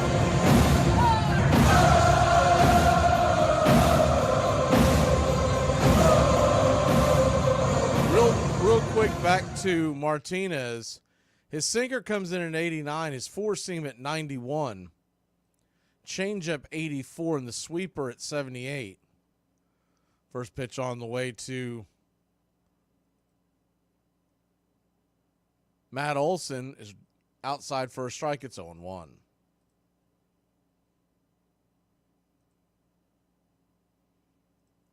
The 0-1. Kicks and fires. Swing and a miss up top. It's 0-2.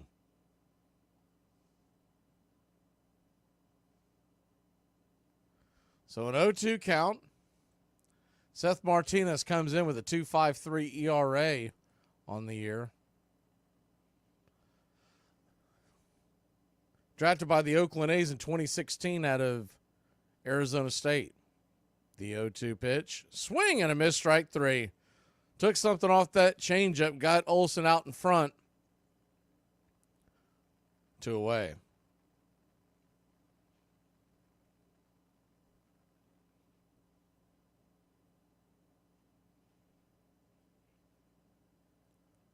So a nasty pitch by Martinez, and he'll go back to work. That'll bring Marcell Ozuna to the plate. He takes the first pitch. Misses wide of the zone. Outer edge, it's 1-0.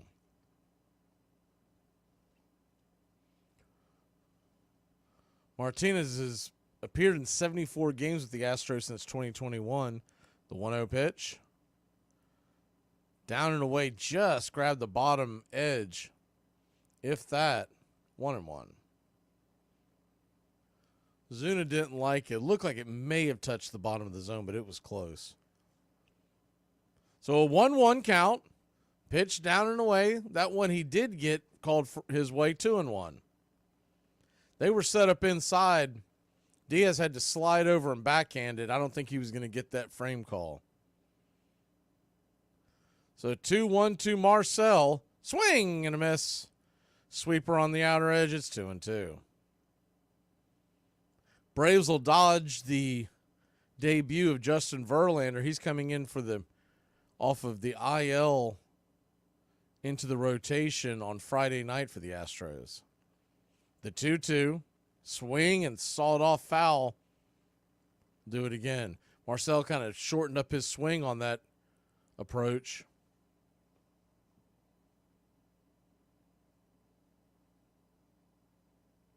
Philly held on to beat Colorado 2-1.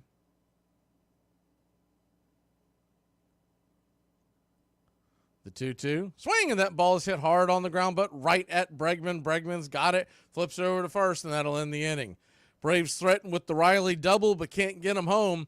We'll be back in a flash. Bottom of the 5th we go, leading by 1. What kind of names were these kids calling you at the pool? Meathead, Fatso, Wide Butt, Willie the Whale. Porky, Hog, Fat Ass, Double Wide, Butterball, those sorts of things, right? In right field, the crowd is tormenting Strawberries, singing, Darryl, Darryl. It's a tough time for any kid, and especially now as he stands naked under the world out there in right field, and they taunt him and they chant his name. He takes his cap off and reacts to it. It's just been a tough time. I tell you, it's a tough business. And the chant continues, the taunt of Strawberry. High fly ball to Strawberry. Wind blowing it. One away. Boy, they're really on his case. Oh. Armchair. No one ever saw anything graceful or picturesque about Wagner on the diamond.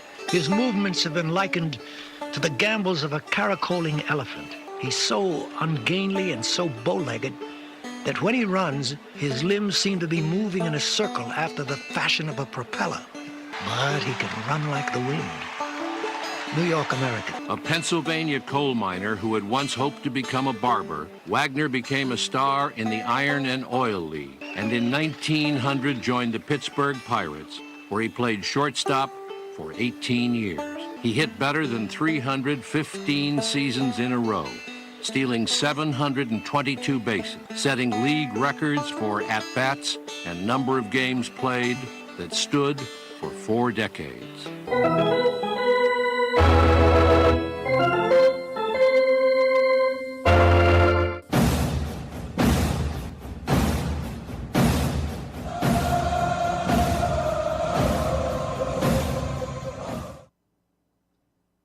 Welcome back to Braves Country Baseball.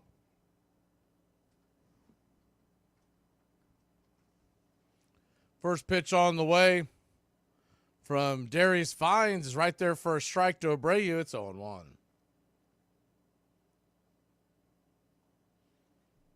The 0-1 pitch swung on, hit high but not very deep into center field, making the catch. One away.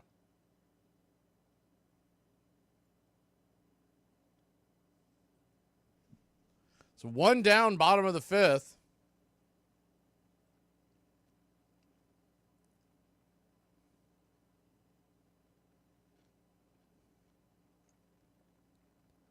Righty-righty matchup. The pitch on the way. Swing and a miss. Slider over the edge. 0-1. Braves 2, Stros 1, bottom of 5. The number 9 hitter, Dubon, walked the first time up. The 0-1. Swing and a miss. Slider on the outer edge. 0-2. So an 0-2 count.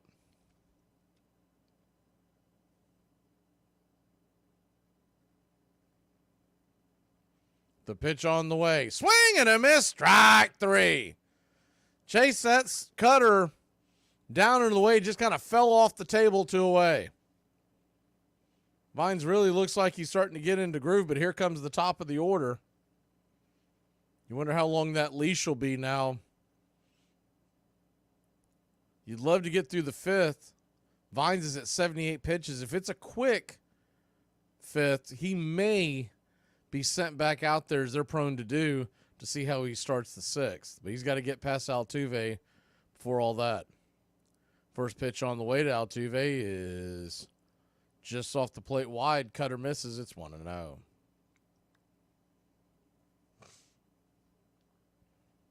Braves 2, Astros 1. The 1-0 pitch. Swing, and that ball's laced just past the diving glove of Guillorme.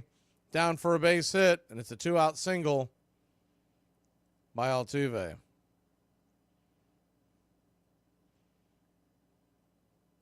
He reached off the plate and laced it into the outfield. And here comes Brian Snitker. That's it. They're not going to let him see Yordan Alvarez, and thank the Lord, because that could have gotten ugly. If you remember the last at-bat. We'll be back in a flash here on Braves Country. If I was a flight risk, I wouldn't even be here. I could be in another country this afternoon if I wanted to. I got friends who can create false passports. All right, I apologize for my client, Your Honor. Apologize for your client. Don't apologize for me. I didn't rob no bank, okay? I don't want everyone in here thinking I'm some kind of bank robber, okay? I don't need the money. I'm a drug dealer.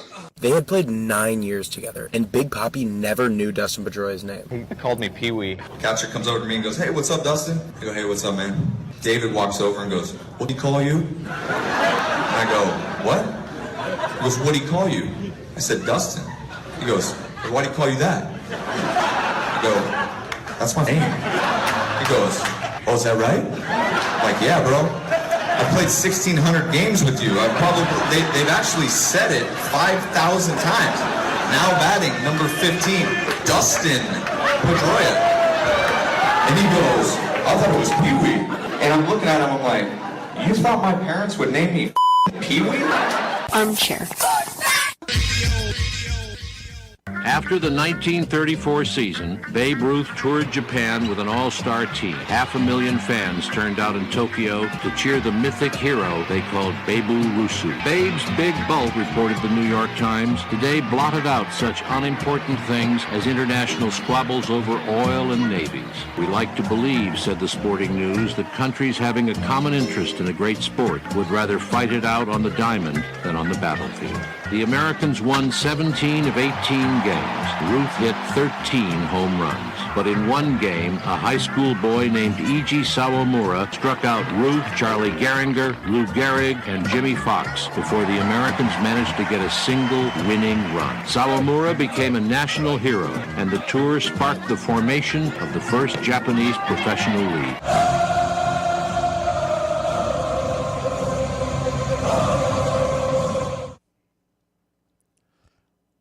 Welcome back to Braves Country Baseball. Your Atlanta Braves lead at 2-1. Darius Vines gets a handshake from Brian Snitker and probably tells him to start packing. First pitch on the way from Aaron Bummer. to Alvarez. His sinker outside wide for a ball. It's 1-0. Aaron Bummer comes in 5 in the third innings, 5.06 ERA, 5 strikeouts, 2 walks, lefty-lefty matchup. Swing, and that ball's a comebacker to the mound off the glove of Bummer. He rebounds it, flips it into the glove of Matt Olson. That'll end the inning. So Aaron Bummer comes in and does his job. We'll be back in a minute. Braves lead it 2-1. Mouse, mice, right? House, heist. It makes sense, man. You right, No, bro. you all are making up words. These words you've never heard. Like, just because it rhymes doesn't make it a word. Like, listen, like, I don't understand. Like, we went to the same school. I don't know where we missed each other and how the lines across. I don't know what happened. I don't. But listen, that's not a word. It's just house. So it's okay for you to make up words, but we can't. I'm not making up words. Look, I'm done, bro. Trying to help y'all grow, man. You teaching 5-year-olds me. I'm scared for our future. It's very important that when you get in the batter's box to prepare to hit a baseball, you're fearless. You can't be scared of getting hit with the ball. If you're scared of getting hit with the ball, if you're back on your heels and the scout's watching in the stands, he's going to put a big X down by your name. It means you have no chance of ever becoming a baseball player. So don't be scared of getting hit with the ball. Look at it like this. If you get hit with the ball, you get to go to first base. That makes it faster to get around the home and score a run. So we're not scared. We're in the batter's box. Now, the next thing, we got to get a stance that feels comfortable to us. Don't try to copy my stance, or don't copy George Brett's stance or Wade Boggs' stance or Mike Schmidt's stance. Get the stance that's comfortable to you. I just happen to have a stance that's pretty well spread out because I hit off my back foot. And don't worry about how you stand or how you look. And I don't hit the ball on the plate. If I hit it over the plate, that's a foul ball. So you hit the ball out in front of the plate, 8 inches out in front of the plate. You have to hit the ball out in front in order to hit a fair ball. My first memory of baseball is radio, listening on the car radio to Red Barber talking from Ebbets Field in Brooklyn. My father wanted to know how the games were going on. He was following Brooklyn. My mother and I was an only child, driving in the car, began to listen, I suppose, out of self-defense. And both of us, at about the same time, my mother and I, became caught up in the drama of the game. DiMaggio swinging at the whistling line drive to left center field. It's a base hit. It's taken on the second hop. Welcome back to Braves Country Baseball. Atlanta Braves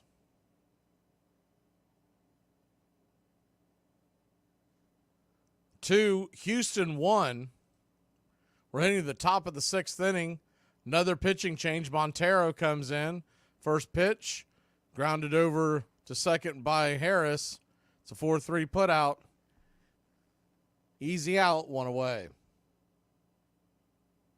That'll close the books on Darius Vines, who gave a valiant effort.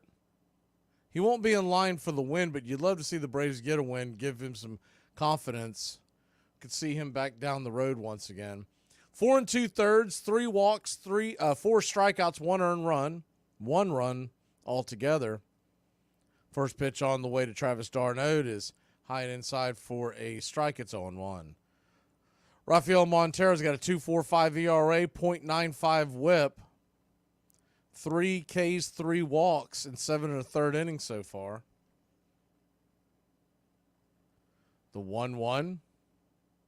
Down and in, 2-1. So a 2-1 count.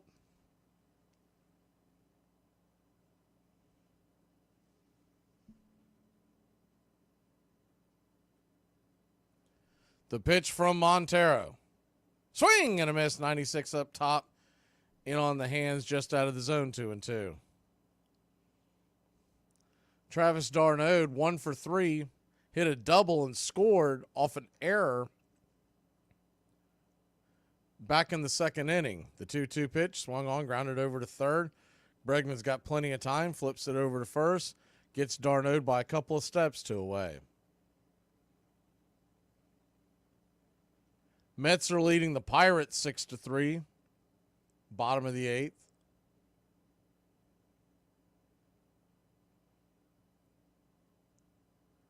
Phillies already won. That game's in the books.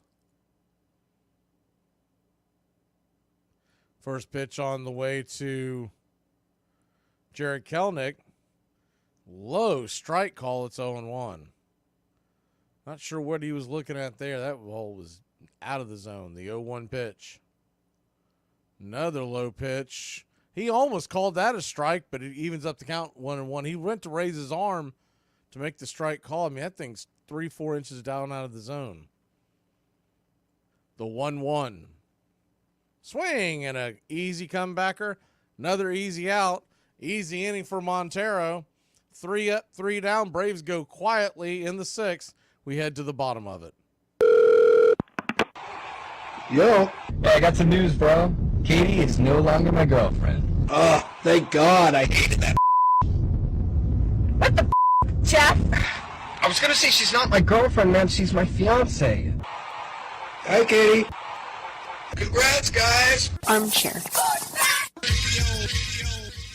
Satchel Paige always thought he was the greatest pitcher in the world, and Josh Gibson thought he was the greatest hitter in the world, and we did too. And Satchel and Josh in this World Series ball game, Satchel pitched, and we got a ball game won. The Kansas City Monarchs with 2 out in the 9th inning. First place hitter, he tripped on Satchel. We got 2 out, so that didn't bother us in at all. So Satchel called me, he said, come in. I said, what do you want, Satchel? He said, let me tell you what I'm thinking to do. He said, I'm going to walk Howard Easterland. I'm going to walk Buck Leonard. I'm going to pitch to Josh Gibson. I said, man, don't be facetious. He said, that's what I'm going to do. I said, time. I called the manager, who was Frank Duncan. I said, Frank, you got to listen to what Satchel said. And so Satchel told him what was going to happen. Now, when he was walking Buck, Josh was in the circle. He talking to Josh all the time. Said, Josh, do you remember the day? Told you that one day we were going to meet and we were going to see who was the best. He said, yeah, I know what you're talking about. Satchel said, all right. Said, now it's the time to prove this thing. So when Josh comes up to the bat, listen, let me tell you what this man did. He said, now I'm ready. So I'm going to throw you some fastball. I'm going to throw you a fastball, belt high, boom, strike 1. Josh didn't move the bat. He said, now I'm going to show you another fastball, boom, strike 2. He said, now, Josh, I've got you 2 strikes and no balls. You know, in this situation, I'm supposed to knock you down, you know, brush your back. He said, but I'm not going to throw any smoke at your yoke. I'm going to throw a pea at your knee, boom, strike 3. And when he struck him out and he walked off the field and walked by me and said, you know, nobody hit Satchel.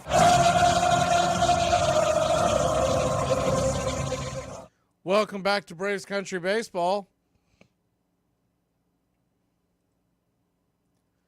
Atlanta Braves lead this one 2-1. Lefty-lefty matchup. Bummer kicks and fires. Down and in for a ball. It's 1-0. He'll face Kyle Tucker, Alex Bregman, and Diaz, the 3-4-5 hitters. If anybody gets on, McCormick. The 1-0. Right there, 93, right down the pipe, 1-1. So a 1-1 count.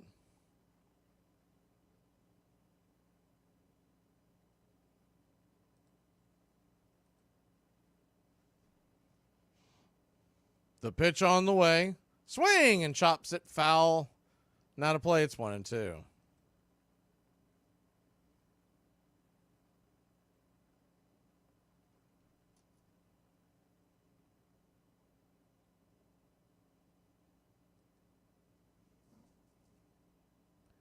The 2-2 swung on, grounded over towards second. Ozzy's got it, fires it over to first. Closer play than it expected. Tucker was flying down the line, 1 away. 4-3 put out if you're scoring at home.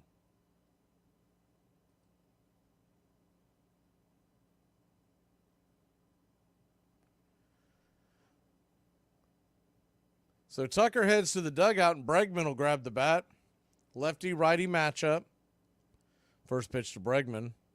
Just grabs the bottom of the zone for a strike, and I'm telling you that ball missed by a couple of inches. Bregman doesn't like it. He is ticked off. He's given an earful to Tony Randazzo. It's 0-1. I can't blame him on that one. It looked pretty low. The 0-1. Swung on, rifled just past the diving glove of Matt Olson, and it's a 1-out single for Bregman. 1 on, 1 out. And Diaz coming to the plate.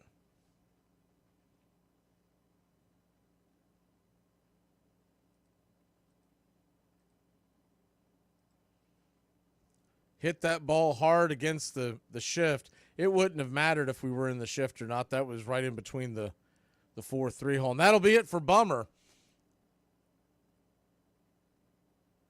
Snicker comes in and grabs the ball from Bummer. We'll be back after this with a pitching change. Did you touch the thermostat? Did you turn it up? Well, of course not. Did somebody fiddle with the thermostat? It's 85 degrees. 85? Do you have any idea how much even a few degrees can impact the gas bill? Of course I do. It's unthinkable. Why is it so hot? Someone fiddled with the thermostat. What? Who would do that? What is going on? Adriana, she turned up the thermostat. Said she fiddles with the thermostat at your place anytime she damn well pleases. Hey, you might as well give her your wallet and your 401k while you're at it. Brad, do you let the kids touch the thermostat at your house? What? No. The thermostat is a sacred covenant. I can't believe we're even talking about this. This is madness!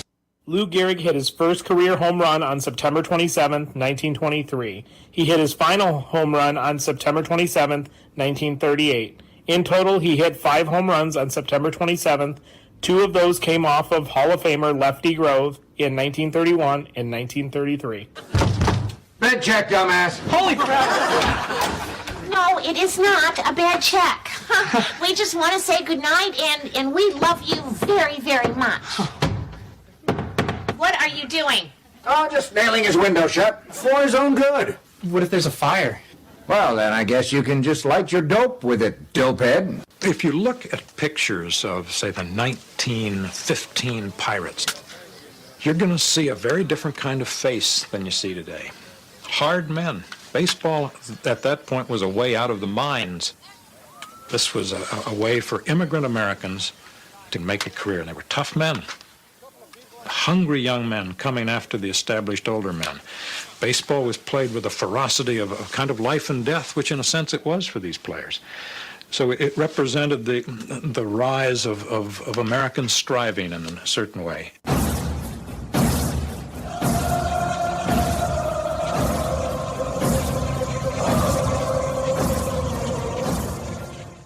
Welcome back, Braves Country Baseball. It's Pierce Johnson coming in.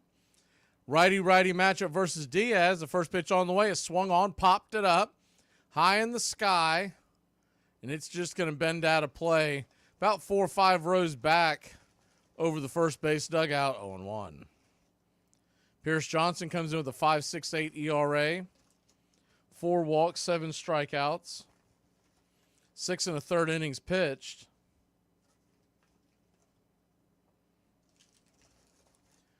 He'll mainly lean on that fastball and curveball. The 0-1 from Pierce.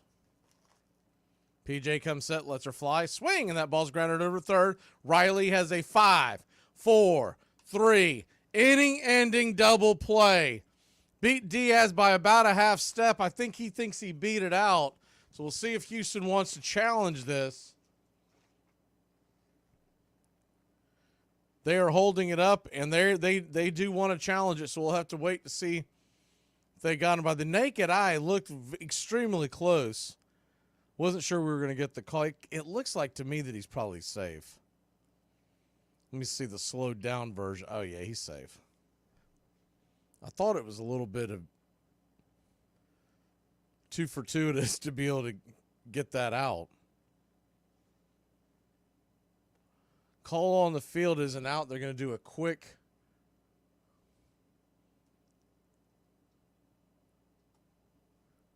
review on it. I don't see any way this doesn't get overturned.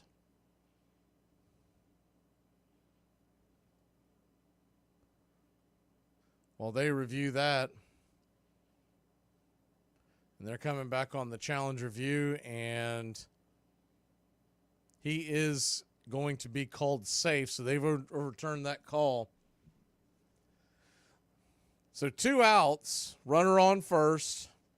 Diaz will be your runner at first.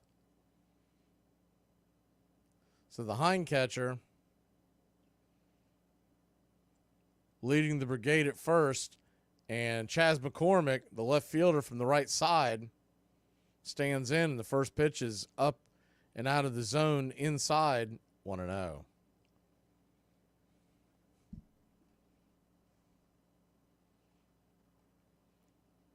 The 1-0 pitch.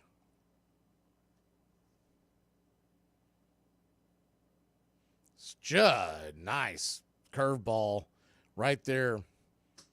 Grabbed the lower quadrant on the outer edge. I mean, the ball just snapped in there. It's 1-1. So a 1-1 count. Pitch on the way. Swing and a miss. 86-mile-an-hour curveball. A little higher, but the same area of the plate. 1-2. He's gone curveball, curveball, curveball. It's got a 1-2 count. Usually Pierce likes to, after this, will dial it outside just a little further, see if he'll chase. The 1-2. Swing and a miss. Strike 3. Got him with the curveball. Outer edge. That'll end the inning. So the call gets overturned, but no dice. We'll head to the top of the 7th inning. The Braves clinging to a 1-run lead. I decided I'm not working on my anger issues. Y'all need to stop testing me.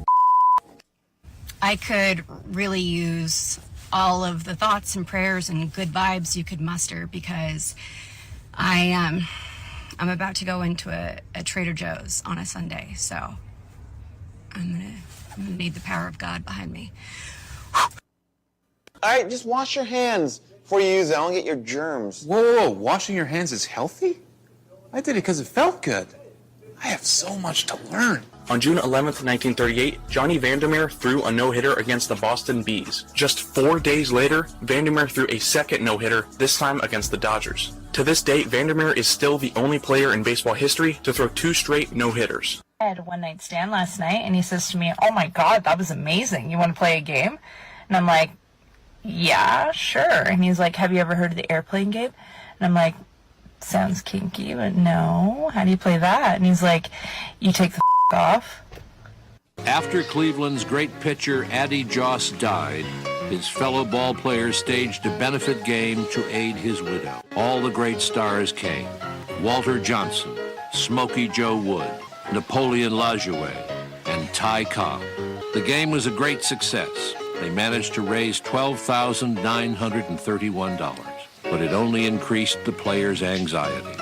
With no pensions of their own, or job security, or grievance procedure with the owners, they felt powerless. They now formed a players' fraternity. It had 2 goals: to rid baseball of the hated reserve clause, and to gain a larger share of the profits for the men who made those profits possible. At first, they got nowhere. The owners simply ignored them.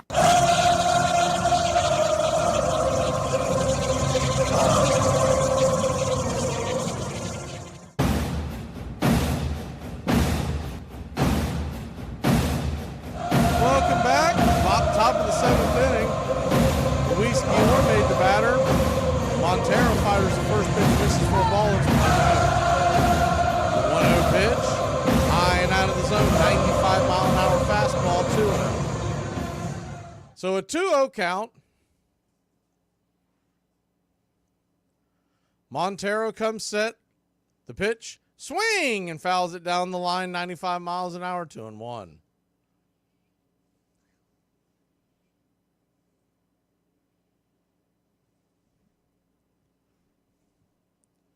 The 2-1.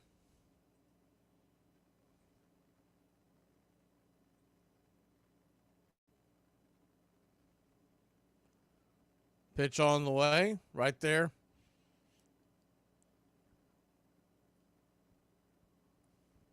Two and two.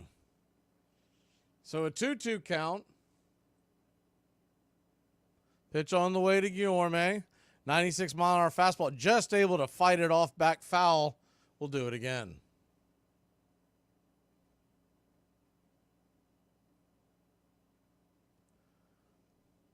Braves 2, Stros 1, the 2-2. Misses outside, 3-2.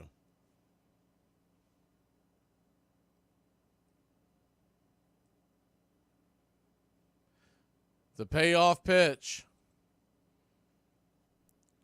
Montero brings it. Swung on and fouled back out of play. We'll do it again. Yeah, Brian, I grew up in that same era. I think a lot of us I think a lot of us, that's the reason why we're Braves fans, is the TBS era. The 3-2 from Montero.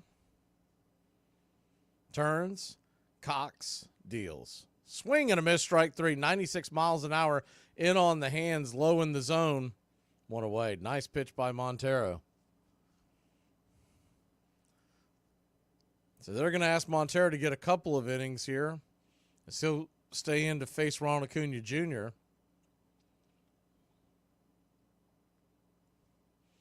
Acuna struggles continue. First pitch on the way, 96 mile an hour, high and inside. It's 1-0. 0 for 2 with a walk and a strikeout. What you do like is that he hammered one that just went foul. The 1-0 pitch, swing and a miss up top. It's 1-1.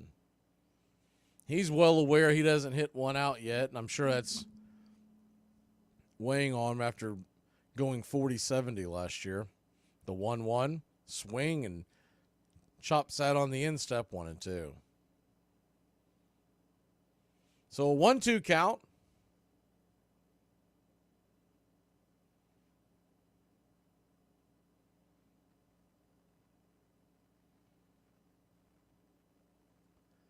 Braves lead it 2-1. One down. Standing on deck is Ozzie Albies. Acuna trying to find a way to get on. The pitch. Swung on, fouled straight back. We'll do it again. Montero came on in the 6th. He is at 21 pitches.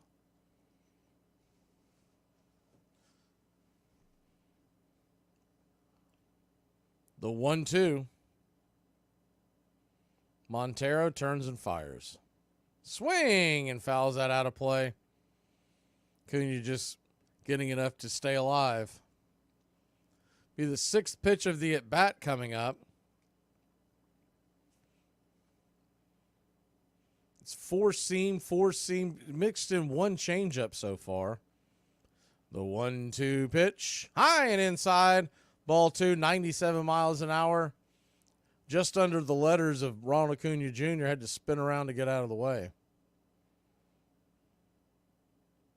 The 2-2. Swing, and that ball is sliced down the right field line. It's going to be fair, and it's going to rattle around in the corner like a pinball. Ronald Acuna Jr. will stop at second. Ground rule double, I believe. Looks like it hopped over the wall.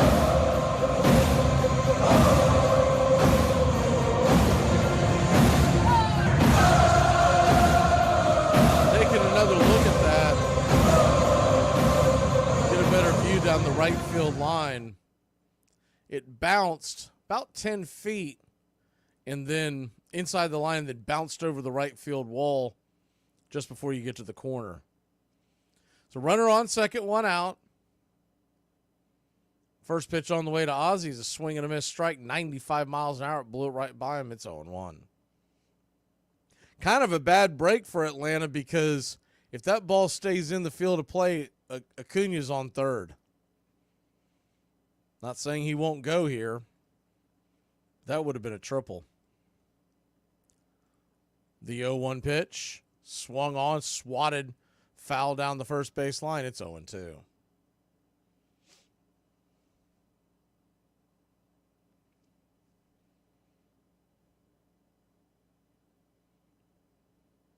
Braves 2, Houston 1. Astros playing their infield. A bit of a shift. The 0-2 pitch. High and inside. 1-2. 96 miles an hour just underneath the chin of Ozzie Albies. He's done that a few times. Montero not afraid to go inside.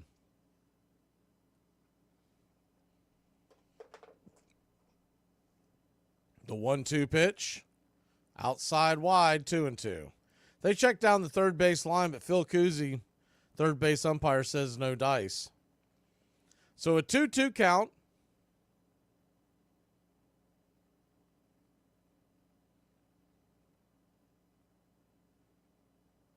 The pitch on the way. Swung on and dragged foul down the first base line. We'll do it again.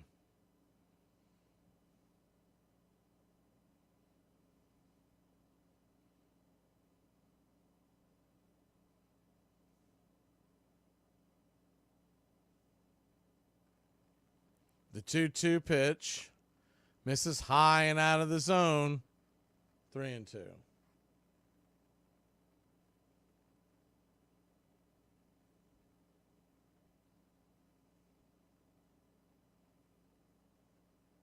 The 3-2 kicks and fires, misses outside, ball 4. And your Atlanta Braves got runners on first and second, 1 out, and the rake is coming to the plate. Gotta figure we'll leave Montero in there to face Austin Riley. If we were to lose Riley,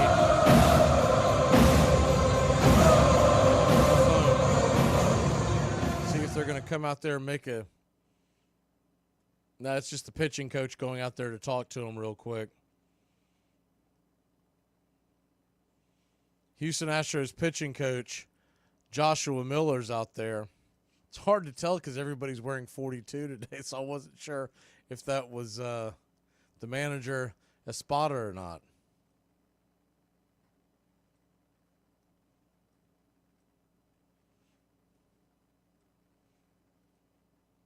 Just like the players, all the managers have their own respective numbers on their backs. It's always a lot easier. I know our guys by sight, but so that'll bring Austin Riley to the plate. Runners on first and second. The bullpen is working feverishly for Houston. The first pitch on the way to the rake is high and out of the zone. It's 1-0.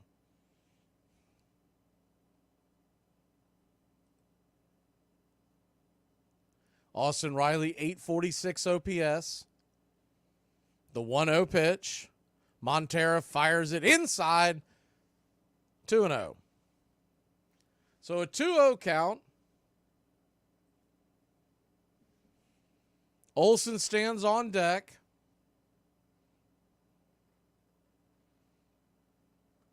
Acuna at second. Ozzie at first. Anything in the gap would be trouble. The 2-0. 95 just grabs up top, 2-1. I think Riley wanted that call, but looked like it might have just touched the zone. It's one of those 50-50 calls. If you got a Braves hat on, it was a ball. If you got an Astros hat on, it was a strike. The 2-1 pitch. Swing, and fouls it straight back, 2-2. So Montero fights his way back. Down 2-0, now a 2-2 count. Deuces wild, 2 on. A 2-2 count. Braves lead 2-1.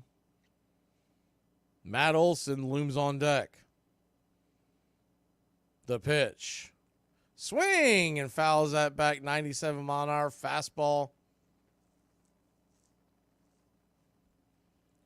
Got a piece of it to stay alive.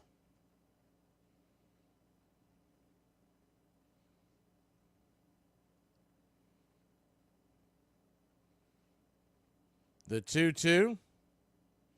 Montero comes set, flings it up there, swing and a miss, strike 3.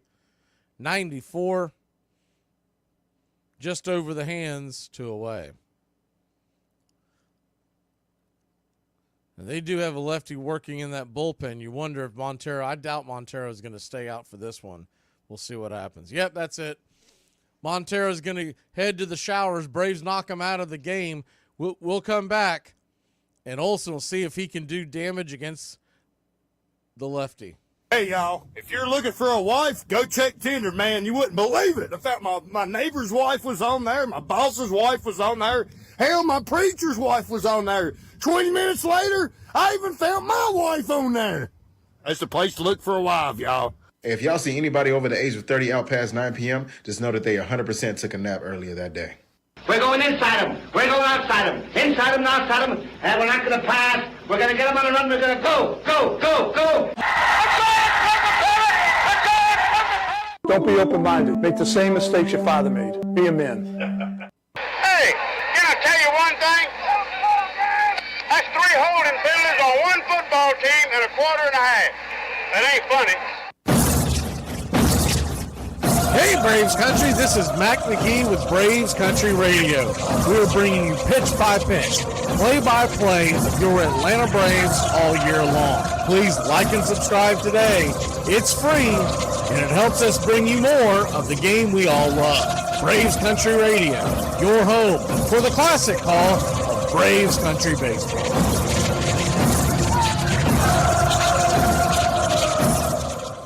Somebody just offered me $1,000 for pictures of my feet. And I was like, do you want wallets or like an 8x10, black and white? What do you need? So what do you want to do now? Want to get drunk? Yeah. There's something very American about being a poor loser, refusing to shake the other fellow's hand. He says he's a scoundrel. He always was a scoundrel, and he's even more than a scoundrel now that he's beat me. And there's something likable about that in people. It's bad sportsmanship, though. You're listening to Braves Country Radio, your home for the classic call of Braves Country Baseball.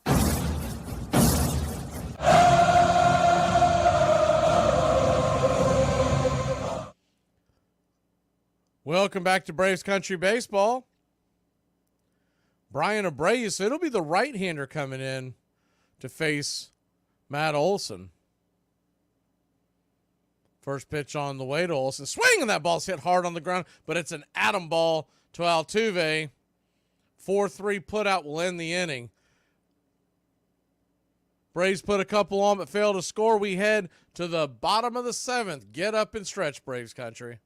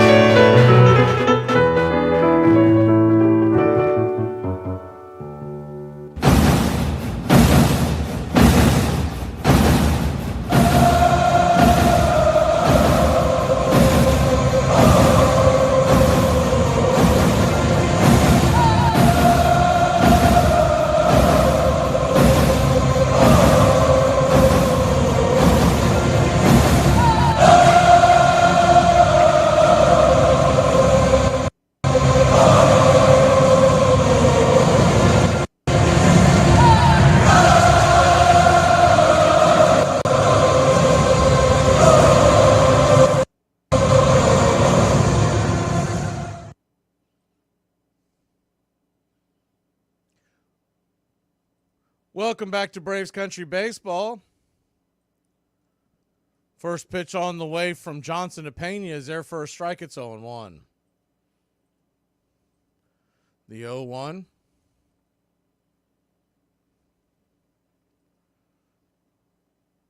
Fires and curveball swung on and fouled straight back. It's 0-2. An 0-2 count. A.J. Minter, the left-hander, is warming up in the Braves' pen. Bullpen's pretty well rested. The 1-1 kicks and deals. Right there at the knees, 1-2. Nasty curveball. He's really got that one working tonight. If you missed the last couple of games, the Braves were never really in the game on Saturday, and then Sunday was a come-from-behind victory, so your normal is the 1-2 pitch, swing and a miss, strike three. Ball was in the dirt on the outer edge, but he went out and chased it. One away. The game yesterday was playing out where the Braves were trailing the whole game until the 3-run shot by Marcell Ozuna in the 9th. And when that happened, we did use Raziel Iglesias, but your other setup guys weren't used.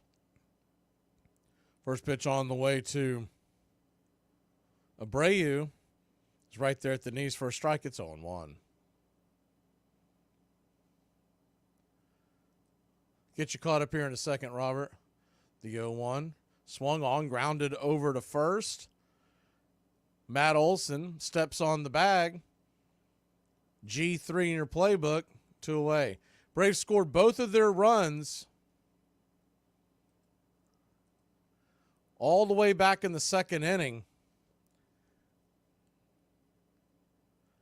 Travis d'Arnaud tied the game up 1-1 on an error, a bad throw by Pena, the shortstop. And then on the next play, as the Braves were tied up 1-1, is the first pitch on the way, swung on, laced off the glove of Guillorme, hard hit ball and almost snow coned it, but it popped out of his glove and trickles into left field. A 2-out single by Dubon, 101 miles an hour off the bat. Later in that inning, Ozzie Albies was hit by a pitch with the bases loaded, and Kelnick scored. So that's all you're scoring. The Braves had a chance to blow it open at that time and just could not come through, get a big hit. And it was 2-1 then, and that's still where we sit.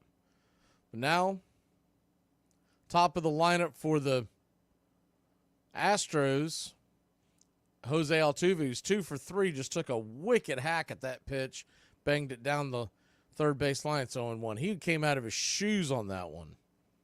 He's batting .394 with 5 home runs, 7 RBI, and an 1187 OPS. Be careful here, PJ. The 0-1. Swing and a miss, curveball. Man, that was right in his wheelhouse. Somehow he missed it.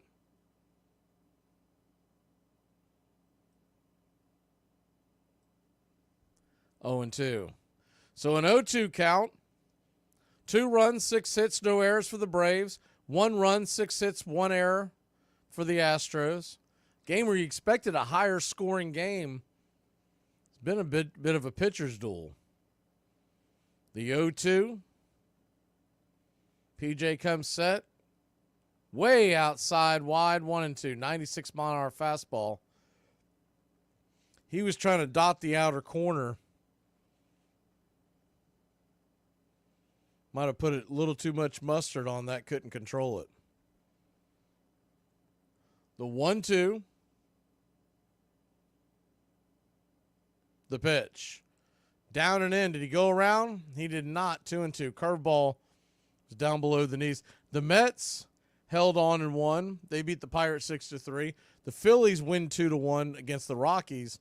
So the Braves need to win here to keep pace. They're 2 up on Philly, 2.5 up on the Mets, 3.5 up on Washington, and 7 on Miami coming into tonight. The 2-2. Turn around and flips it over there to keep the runner close by. Dubon stole base pretty easily earlier in the game where he got a running start. By the time Vines started towards the plate, he was about a third of the way there. The 2-2. Pierce Johnson lets her go. Swing and fouls it back. Curveball. Slaps up against the screen. We'll do it again at 2-2.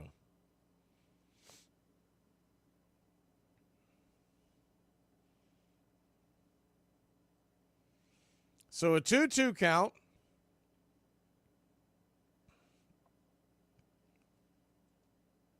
Pitcher on the way.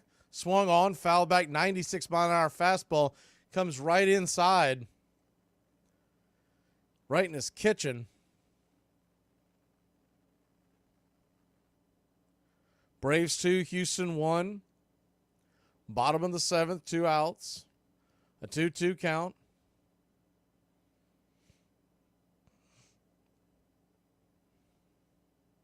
The pitch from PJ. Lets her fly. Swung on. Slices that foul. Altuve, more of these pitches he's seen, he's starting to getting close to timing one up. This will be the 8th pitch of the at-bat. 6, the first 7, 6 of them have been curveballs. The 2-2 pitch. Swung on and sliced that foul. I don't know how he got a piece of that. That was well out of the zone. And Altuve somehow just spun around out there and flipped the bat just enough to get a piece of it. Braves clinging to a 2-1 lead. You'd love to bring Minter in the 8th to start the inning off to face Alvarez and Tucker, but we got to get there first. The 2-2 from PJ. Flips it. Back around. Chases the runner back. Do it again, 2-2. A 2-2 count.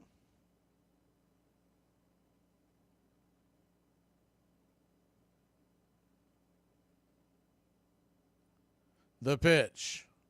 Swing and grounds it up the middle. That's going to dribble through the infield for a base hit. Runners on first and second, 2 outs, and here comes Alvarez. I would think that's going to be the end of it, and Minter would come in to face Yordan Alvarez. We'll see how Snicker wants to play it.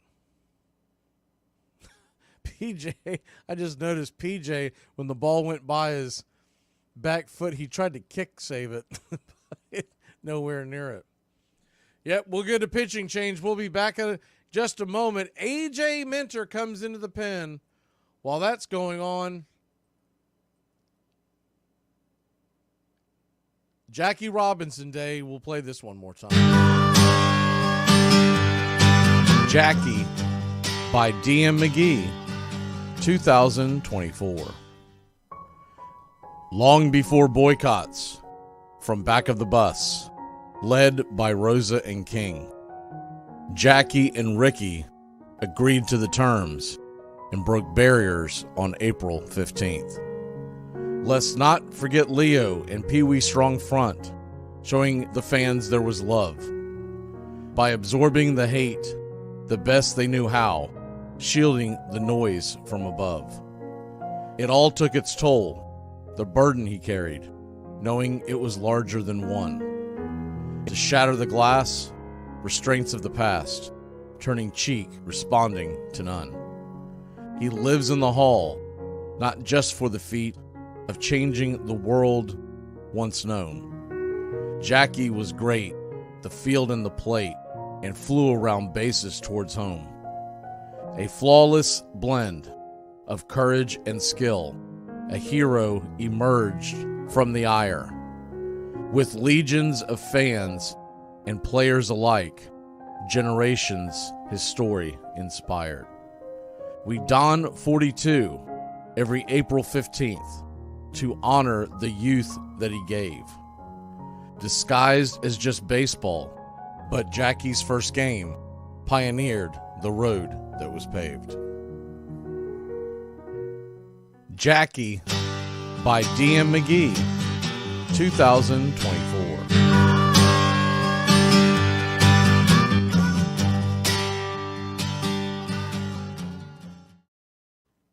Welcome back to Braves Country Baseball. Atlanta Braves lead this one 2-1. AJ Minter steps in. Lefty-lefty matchup. The pitch. Yordan Alvarez takes a hack and fouls back the 96-mile-an-hour fastball back behind home plate up against the screen. It's 0-1.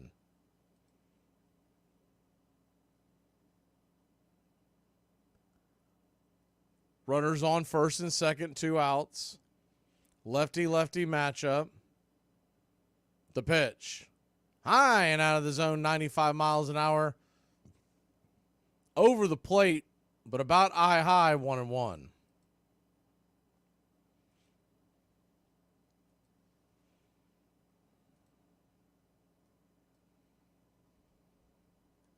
The 1-1 from Minter. Swing and pops it up high in the sky. Can of corn. Guillorme wants it. He'll make the catch, and that'll end the inning. Atlanta Braves kill the rally. Minter comes in and slams the door. Ozuna, Harris, and Travis d'Arnaud due up next. If anyone sees me in a bathing suit this summer, mind your business. I like to eat. So is cheesecake a cake or a pie? It's a cheesecake. It's cheesecake. Obviously, it's a pie. That's why they call it cheesecake, because it's a pie. That ain't none of them words in that sentence match none of the other ones. The funny part is, it's neither a cake or a pie. It's a freaking tart. It is not a tart. It is a tart. Not a tart. Crumbled or crust or something that's created into a bowl, and then the filling goes in the top. But not all cheesecakes are made like that. I've seen the women you date. You would definitely be an expert on what's all crusty. the cheese. Well, then what is a freaking hot dog? A hot dog is a taco. No, it's no. A hot dog I is a rebuke sandwich. that. That is a There's sandwich. bread on 3 sides. If you imagine a cube, so 6 total sides. If there's bread on 3 sides, it's a taco. Ooh, I love Unless Philly the bread is cheesesteaks. completely taken apart. If it's 2 pieces of bread, then it's a sandwich. Okay, hold Did you on. call a Philly cheesesteak a taco? Hold on, I got If okay. the bread Wait, is still together, like a hoagie, where it's got a hinge on it like they do at Subway, those are tacos. I don't like this. I don't. No. Okay, so No. if I split my hot dog bun all the way down on that backside right there, and then I put the bread on top of the bread, that makes it a sandwich. Yes. But if I don't split the bread, the is a taco. Yes. I don't make the rules, I just make them up as I go along. Armchair. There's a lot of wonderful stillness in baseball that I love. Many seconds of stillness. When the pitcher has got the sign, the batter is crouched, the ball players all lean forward with their hands on their knees, and then very shortly the ball is delivered. But in that tiny period when the pitch and the fever of the crowd is tangible, there's a moment of absolute stillness that I treasure. Welcome back to Braves Country Baseball. Abreu still out there to face Marcell Ozuna, righty-righty matchup. The first pitch on the way. Swing and a miss off the plate wide. 0-2. It's about that time to turn back time here on Braves Country Baseball. The 0-2 pitch to Marcell. After the timeout, Abreu comes set. Just misses outside. Good take by Marcell. Nasty slider. 1-2. On this date in 1915, after being called the Naps since 1903, the Cleveland American League Ball Club changes its name to the Indians. The 1-2 pitch, down and away. Good take, did not go around 2-2. A moniker selected from a contest renamed the team by the local newspapers. The franchise's former name is honoring, which once honored Nap La Jolla, the Cleveland Naps, is now being changed to the Cleveland Indians to honor their pitcher, Chief Bender. The 2-2. Time is called, and that's going to be an automatic ball. Abreu took too much time in between pitches, so now you got a full count on the pitcher time violation. The payoff pitch. Swing! And that ball's hammered down the left field line, but foul.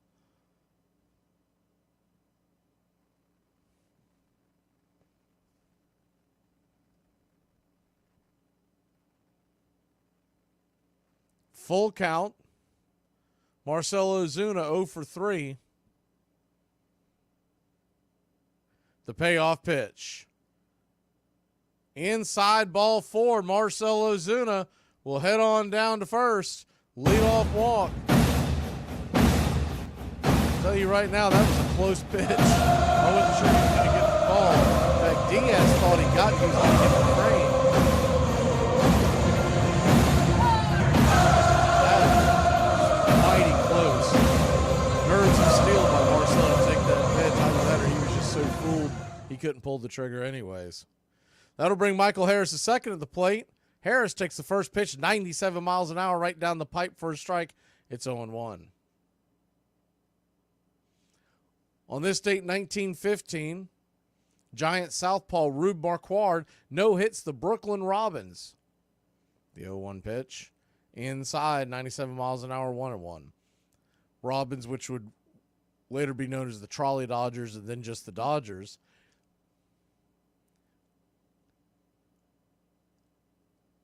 The Robins will select him off waivers at the end of August. The 1-1 swung on, fouled straight back. It's 1-2. In his 2-0 complete game victory, the 28-year-old faced 30 batters, striking out just 2, walking 2 in 85 minutes at the Polo Ground on this date, 1915. So a 1-2 count to Harris. Runner on first, nobody out. Braves lead it 2-1. Top of the 8th, the pitch. High and inside. 2-2, 97 miles an hour.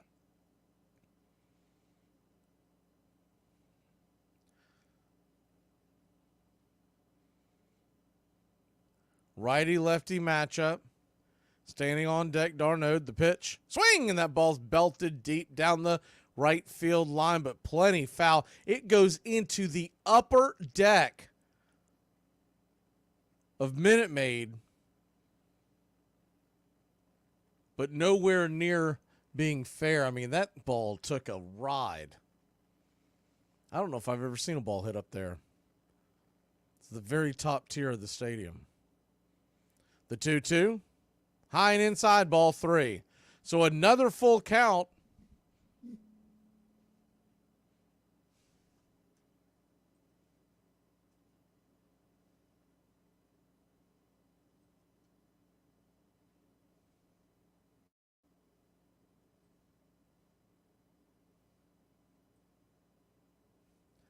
The full count, payoff pitch, swing, and slices that foul 95 miles an hour. That was right over the heart of the plate.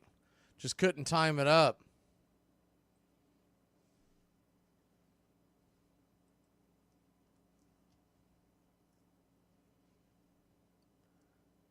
Full count.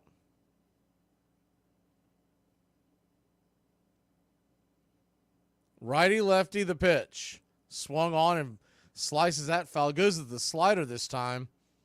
He's trying to change up Harris's timing. All these pitches are right there in the zone, so Michael just fighting it off, trying to find a way to get on board. Braves 2. Astros 1, top of the 8th. Abreu comes set. The pitch. Swung on, ripped over to first.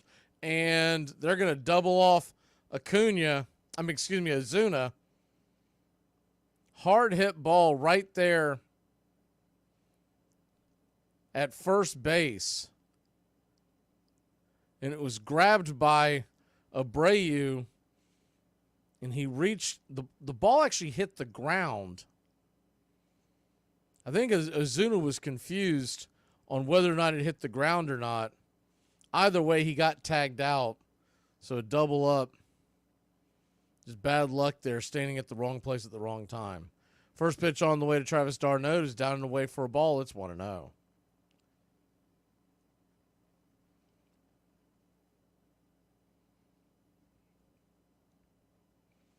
So what started off as a rally, now 2 outs, nobody on.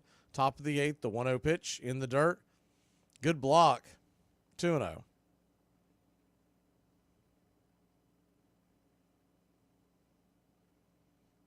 2-0 count.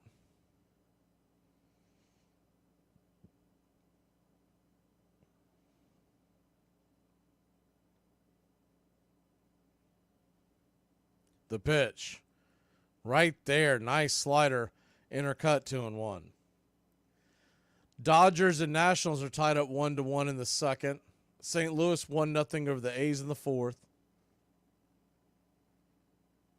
Arizona and the Cubs 1-1 in the third. The 2-1. Did he go around? They said that he did. Pitch was in the dirt on the outer edge. Evens up the count.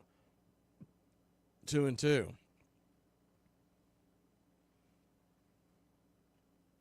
The 2-2 pitch, swing, and fouls it back 96 miles an hour right in his kitchen. Braves 2, Houston 1. Atlanta trying to hold on to this lead. Love to scratch across a run or two more, make it a little easier for the bullpen. The 2-2. Swung on, grounded over to third.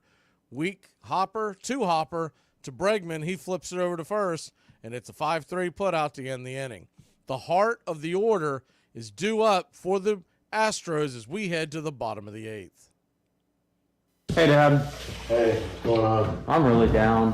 Why is that? About the doctor's diagnosis? Yeah, 6 months left. I mean, that's just, it's not much. Yeah, I know. Hey, I know. Get married. Why? I mean, does that make me live longer? No, but it'll make it seem like forever. I think we really need to be in front of a television set. You take TV out of this relationship, it is just torture. Man, the way that so many of y'all get on this app every single day and clock in, punching your time card like it is your duty to comment on every single video that you come across, just looking for an argument, just begging everybody, please argue with me. You just need somebody to talk to, huh? I mean, is that it? What's going on at home, babe? I'm not offering. Don't call me. Circling back to the therapy option, let's start there. You need help. This behavior isn't normal. Let's take a break from the tic-tac videos and unpack those mommy issues. They're talking good about you. You want to read that Twitter machine, man. Everybody's getting on that Twitter machine. You want to read it. My Twitter machine is turned off. On October 1st, 1903, Nuff Said and his Royal Rooters were among the first to pass through the turnstiles to see the Boston Pilgrims take on the Pittsburgh Pirates in the very first championship series between the two leagues. It would be a best-of-9 game contest. Realizing that this was a golden opportunity to prove the superiority of his new league, Van Johnson ordered the Boston owner to beat Pittsburgh. Pittsburgh had been favored to win, but Boston was aided by a series of disasters that undercut the Pirates. One pitcher had been injured. Their star shortstop, Honus Wagner, was playing hurt. And just as the series got underway, Ed Doheny, another pitcher, suffered a mental breakdown and was sent to an asylum.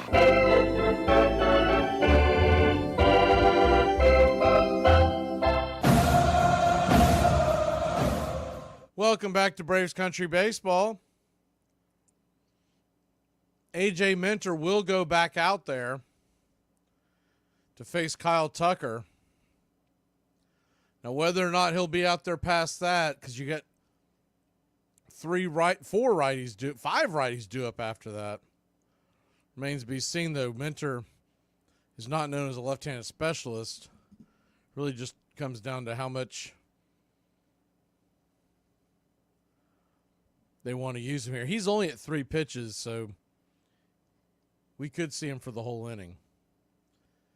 Kyle Tucker digs in. The first pitch on the way. Swung on. Hits it high and deep into center field. Drifting back. Making the catch in the very deepest part of the park is Money Mike. Michael the Hawk Harris. He absolutely had to cover so much ground there. It was a little dangerous because Kelenic was converging on it as well. Probably could have made the catch as well. Michael called him off, and thankfully Kelenic hurt him. For those listening on radio, they got that deep, deep canyon there in left center, and he had to go all the way to the back of the track to get it. Bregman takes the first pitch right there for a strike. It's 0-1. The 0-1 to Alex Bregman. Right there at the knees. Didn't get the call. Said it was a little down low. 1-1. So a 1-1 count. Nobody on, 1 out. Braves lead by only 1. The pitch. In the dirt. 2-1.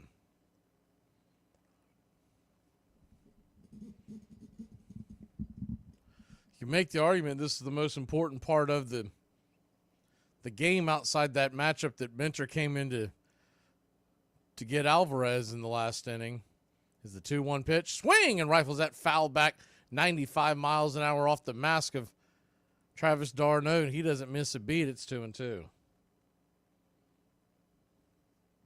If you can get through this middle part of the order, the 3, 4, and 5 hitters, you'd set up eyeglasses with 3 right-handers in the 9th.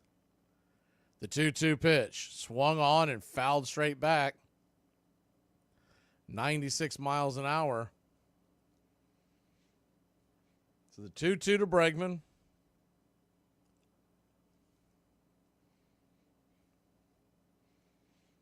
Braves are playing Bregman on the shift, so pretty big open gap on the right side of the infield. The 2-2. Swung on, roasted over to short, making the grab, flipping it over to first. A one-hopper. It's Orlando Arcia. They have brought him in the game for defense, and thankfully so, because I don't know if Guillorme makes that play. That about ate up Arcia, and he's about as good as it gets over there.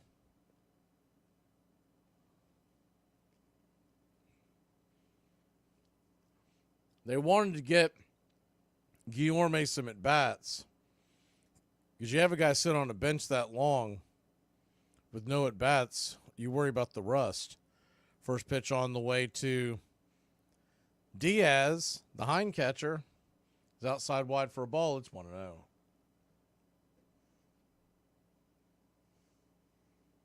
The 1-0. Swing and a miss, 1-1. Cutter right there in on the hands. Couldn't catch up. So a 1-1 count. A.J. Minter flips and fires. Down and in. 2-1. McCormick is on deck. They've got a left-hander up in the Astros bullpen. It looks like Josh Hader. So their closer is getting loose. The 2-1.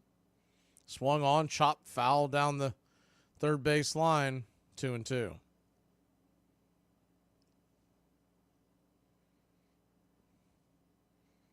He is a nasty customer. The 2-2. The pitch on the way outside, wide ball, 3-2. You do wonder if they'll use him or if they're just getting him loose in case they grab the lead. But I do believe hasn't had a lot of usage the last several days, so that might be why he's getting in. 3-2 pitch. Just fouled down the third base line. Under the glove of Austin Riley, but just left of the third base bag. So we'll do it again on a payoff pitch from A.J. Minter. His 17th pitch of the night. 15th of the inning. A.J. lifts the glove, kicks and fires. Swung on, grounded back up the middle, right to Ozzie. The Wiz has it, flips it to the ice house. A 4-3 putout will end the inning. 3 up, 3 down. We'll head to the top of the 9th. Kelnick and the top of the order due up. Mom. What? What's the difference between an enzyme and a hormone? An enzyme? I don't know. You can't hear an enzyme. What do you mean you can't hear an enzyme? So you can't hear an enzyme, but you can hear a hormone? Oh my God, you're such an idiot.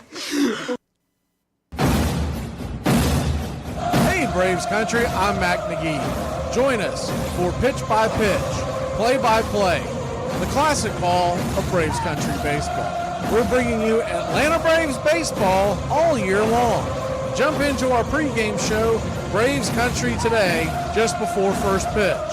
Stick around for the postgame show, Braves Country Tonight, where we will open up the phone lines and react to your calls or your comments all year long. That's Braves Country Radio, pitch by pitch, play by play, your home for the classic call of Braves Country baseball. This one time, a boyfriend cheated on me, and I broke up with him on our way home. And while we were driving, he got so mad at me that he took my glasses off my face and threw them out the window. Was just like, all right, if you don't want to see me, then you don't need to see anyone. Good luck finding someone better, and also your way home.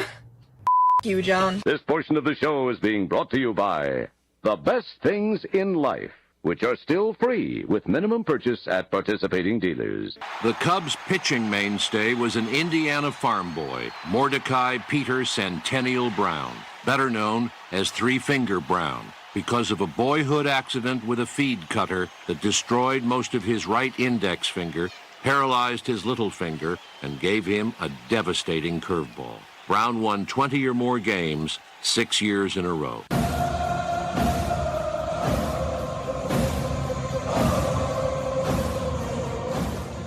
Welcome back to Braves Country Baseball. Hopefully the last inning, hopefully your Atlanta Braves can hold on to this 2-1 lead. We head to the top of the 9th inning. One last turn back time on this date in 1947. A year before President Truman desegregated the military, Jackie Robinson debuts for the Brooklyn Dodgers to become the first black player to participate in a major league game in the century. In front of 25,600 at Ebbets Field, the 28-year-old first baseman goes hitless in 3 at-bats, but scores a run in the 5-3 opening day over the Boston Braves. First pitch on the way to Adam Duvall is right there for a strike. As it is Josh Hader into the game, it's 0-1. The 0-1 in the dirt, slider misses.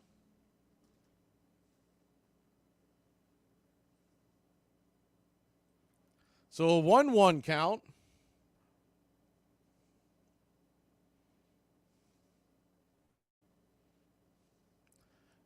The pitch inside, 2-1. Duvall in for Kelnick. So Kelnick won't have to face the left-hander. On deck would be Orlando Arcia. The 2-1 pitch. Inside, ball 3. Josh Hader was the pitcher on the mound when the infamous home run by Freddie Freeman versus the Milwaukee Brewers in the 21 LDS. The 3-1 pitch down and in, ball 4. Ball gets away, but Duvall heads on down to first, 1 on, nobody out.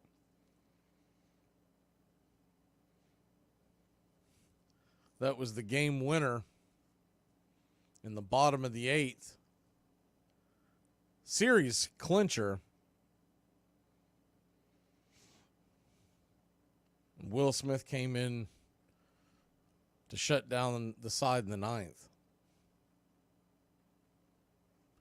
First pitch on the way to Arcia is inside, and that ball gets away. And Adam Duvall is easily going to scoot on up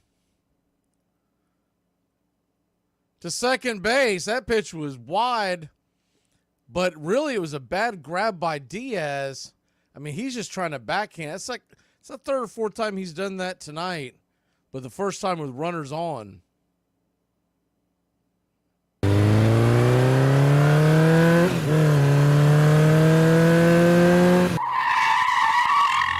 So Duvall stands on second. The 1-0 pitch is right down the pipe. First strike, 1-1. Orlando Arcia batting .340 on the year. Lefty, righty. The pitch on the way. Swing! And that ball's chopped down the line over the dugout. Third base side, the Braves side. It's 1-2.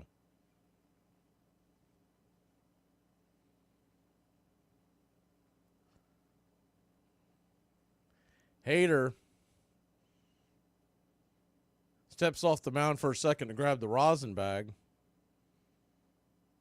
The 1-2 pitch. Swing, and that ball's roasted up the middle. That's going to get through for a base hit. Here comes Duvall. He'll round third, heading for home, and your Atlanta Braves have taken a 3-1 lead. Orlando Arcia coming off the bench with an RBI single in the clutch here in the 9th.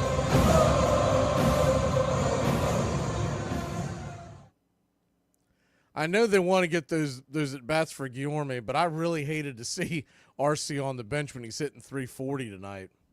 I get it, but I'd rather him take his seat when he's a little bit of a slump. Here comes Ronald Acuna Jr. He takes a swing at the first pitch from the southpaw, bangs it off the plate for a foul. Strike, it's 0-1. Hit him with the 95-mile-an-hour sinker. Arcia stands on first. This is where you wish you could put Forrest Wall in, but there's no one to put over at short if you do. The 0-1, down and in, 0-2. If you still had Guillorme off the bench, you could put Forrest Wall in to run for Arcia and then switch them out. The 0-2, inside, 95 miles an hour, too close for comfort there, 1-2. Just above the thighs.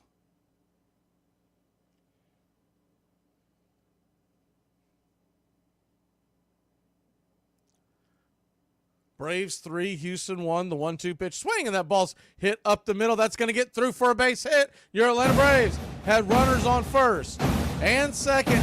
Nobody out. And Ozzie Albies coming to the plate.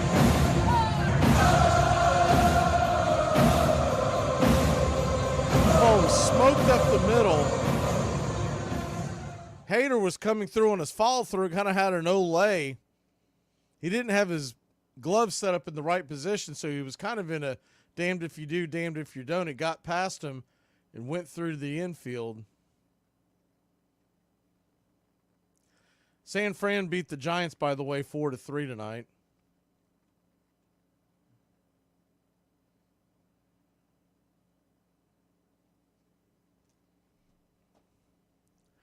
So runners on first and second, nobody out. The pitch to Ozzie. 94 just grabs the outer edge. It's 0-1.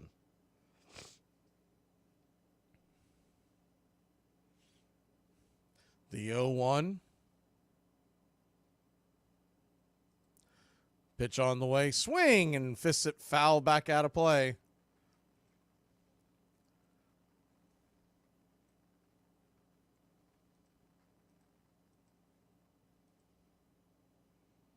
Braves 3, Houston 1, a little bit of breathing room. You'd love to get one in the gap here and really break it open. The 0-2 pitch, swing, and that ball's rifled up the middle to center field. Dubon's charging it, fires it to home. We'll go station to station. Baseball, no need to run yourself out of an inning. The bases are juiced. Nobody out, and the rake is coming to the plate.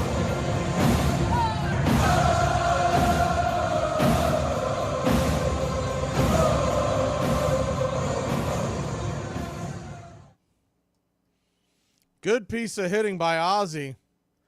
Didn't try to do too much with it.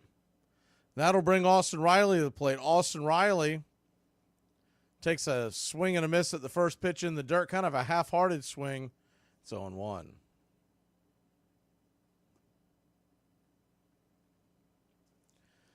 Matt Olson stands on deck.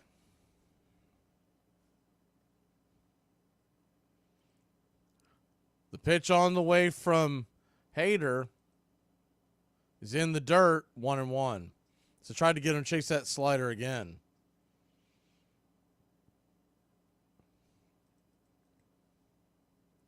So a 1-1 count. Bases loaded, nobody out. Acuna is at second. Ozzie at first. The pitch. Swing, and that ball's rifled into left field. That's going to get down for a base hit. Arcia comes around to score, and your Atlanta Braves put another one on the board. It's a hard-hit ball. Quickly relayed.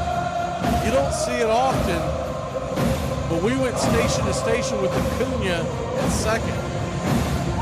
That ball was absolutely sizzled in a one-hopper. By the time that ball got relayed into the infield, Acuna just was getting to third and rounding it. So another big hit by the rake. Bases loaded, nobody out, and here comes Matt Olson. Lefty-lefty matchup. Pitch, 95 miles an hour right down the pipe. It's 0-1. A fly ball here would score Acuna with these. The infield is in for obvious reasons. The 0-1 pitch, swing and a miss. 96 miles an hour, jammed him. 0-2. This is usually where Hader likes to go to that slider to get the lefty to chase. Standing on deck is Ozuna. I think the biggest thing here is you hope he doesn't. If you can't get a run in, don't double it up. The 0-2 pitch, swing and a miss. Strikeout for Olsen, 1 away.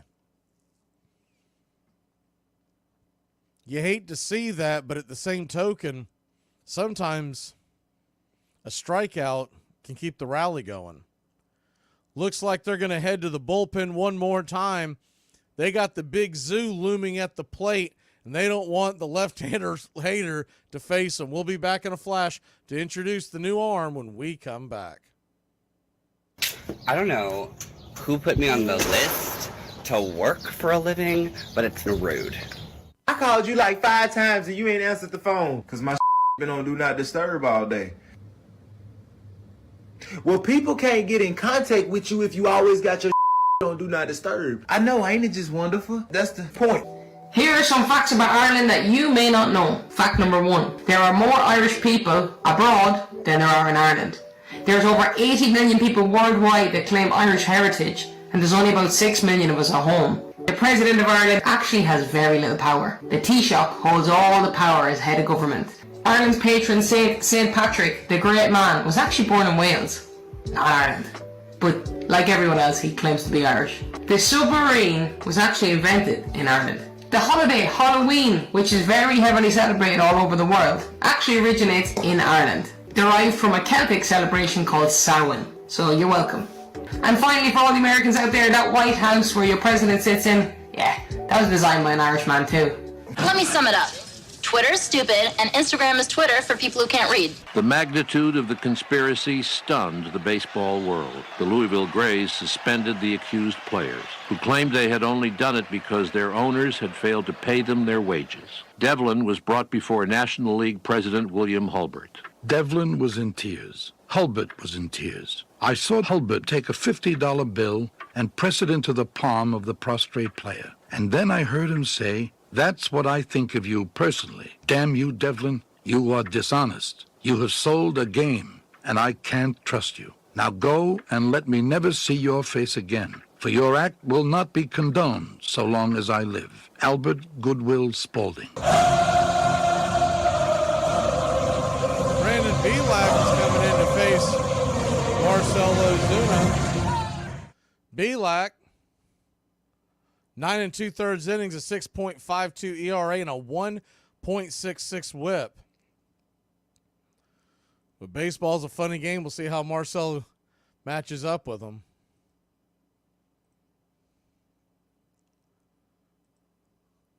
Be a righty-righty matchup once they get the pitch comm figured out. Be like 28 years old. Has been with Houston since 2020. From Edison, New Jersey, drafted by the Astros in 2017 out of Notre Dame. First pitch on the way to Ozuna's, down and away for a ball. It's 1-0. Marcell Ozuna, 13-game hitting streak with a .407 average, 3 doubles, 7 home runs, and 21 RBI. Unbelievable. The 1-0 pitch to Ozuna. Swing, and that ball's lifted into left field. That's going to get down for a base hit. Ronald Acuna Jr. will come around to score, and your Atlanta Braves put another one on the board, and the hit streak keeps going. We go station to station again. The ball just kind of floated out there, and Ozzy had to make sure it was going to get down before he took off. They can play so shallow in that left field because it's much like the Boston Red Sox Stadium, where the left field wall is so close that the left fielder plays very shallow. First pitch on the way to Michael Harris. the second, who's 0 for 4 on the night, misses down and away. It's 1-0. The 1-0 pitch, swing, and that ball's lifted high and deep down the left field line, bending, foul, and out of play. 1-1. Wouldn't it be nice to see Michael bang into one here and really blow this puppy open? Braves 5, Houston 1, and Eyeglasses was warming up, and now it's Jesse Chavez. The 1-1 pitch swung on, grounded. It's going to be a 4-6-3 attempt at a double play, but Ozzie Albies beats it out. And the Braves score another run. It was a two-hopper. By the time Altuve dished it to Pena, he kicked it over to first. Michael Harris beat it out by about a step or so. So that brings Travis d'Arnaud to the plate. Braves lead it 6-1. First pitch on the way to Travis is outside wide for a ball. It's 1-0.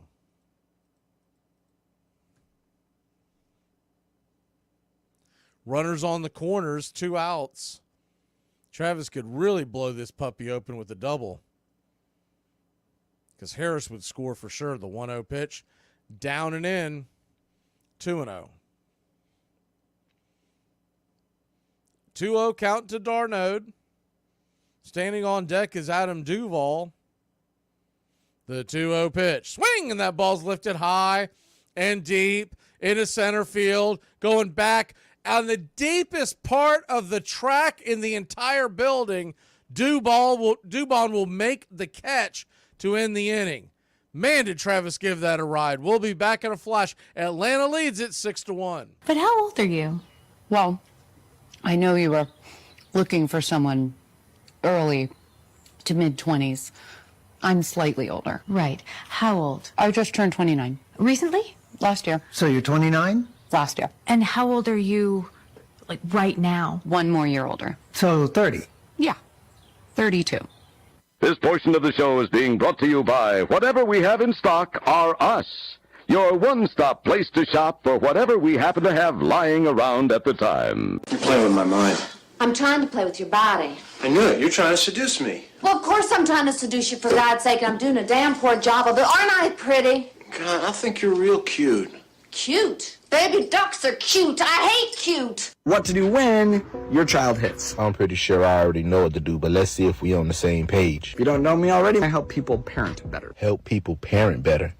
I don't like the way you worded that. All right, 3 reasons why kids hit. I'm pretty sure there's only one reason why kids hit. And the 3-step process to get them to stop. I'm pretty sure my 1-step procedure will suffice. Reason number 1 why kids hit. Their physical development outpaces their verbal and intellectual development, so this is how they communicate. Or they just bad. Reason number 2 why kids hit. Because it's effective at getting our attention, aka they bad. Number 3, older kids hit because it has been modeled to them. So how do we get them to stop? You give them an old school ass whipping, that's how. We are going to redirect their hands to do something more appropriate. I'll be too busy directing my own hands. Armchair. I see great things in baseball. It's our game, the American game. It will take our people out of doors, fill them with oxygen, give them a larger physical stoicism, tend to relieve us from being a nervous, dyspeptic set, repair these losses, and be a blessing to us. Walt Whitman.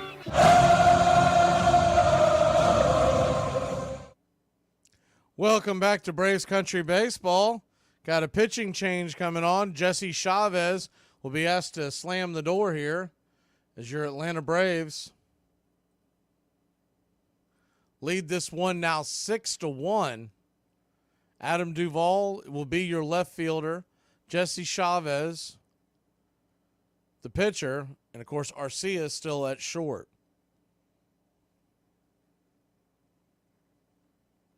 Braves lead it 6-1. Bottom of the 9th inning. The first pitch on from Jesse. Right there, top of the zone. Sinker. It's 0-1. The 0-1. Righty-righty matchup to McCormick.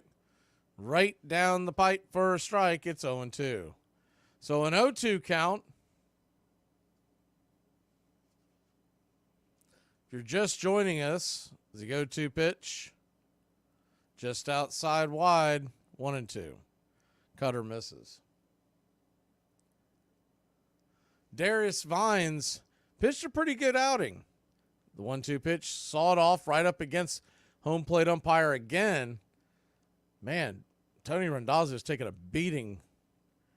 That one got him in the other shoulder. Or actually, I think it got him in the face. It went off, ricocheted off his shoulder and into the face mask. Good Lord. Earlier in the game, he took one right on the rotator cuff. The 1-2. Down and away, 2-2.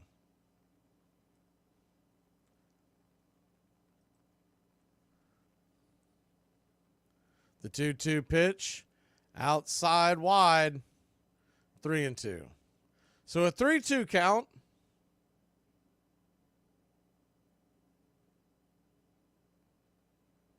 The pitch just misses off the plate. Ball four, excuse me.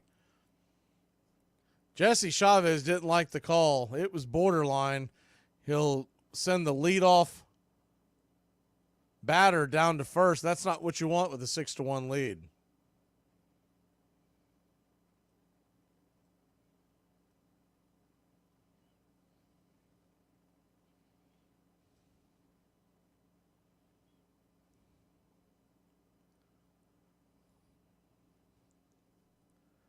So that'll bring up Jeremy Pena. He's 1 for 3.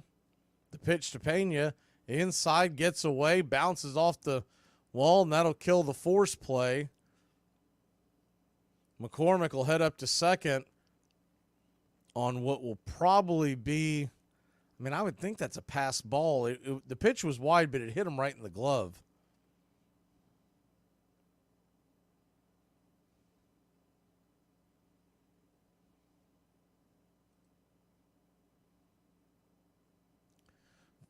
First pitch on the way to, or the 1-1 pitch on the way to Pena is outside wide for a ball. It's 2-1. So a 2-1 count.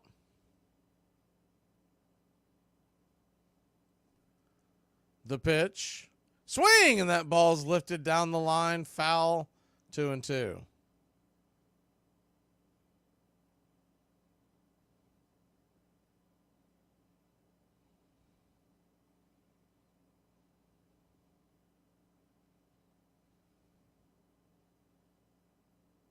The 2-2 swung on and laced into center field, right into the glove of Money Mike. He'll make the catch, 1 away. Hit it right on the screws, but it was an atom ball. Mike didn't have to drift in much, about 3 or 4 steps, and it was right in his glove, 1 down.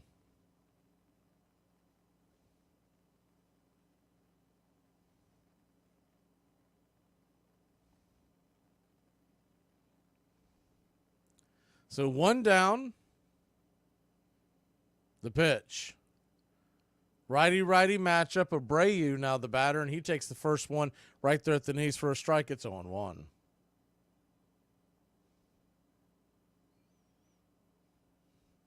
The 0-1. Swing and a miss. 0-2. So an 0-2 count.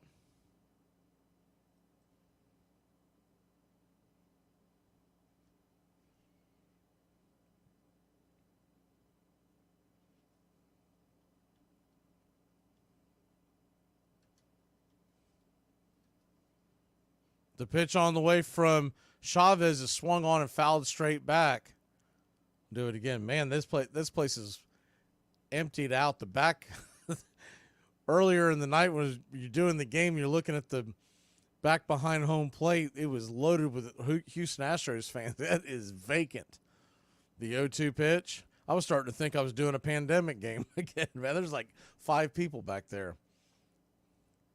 Pitch down and away, misses.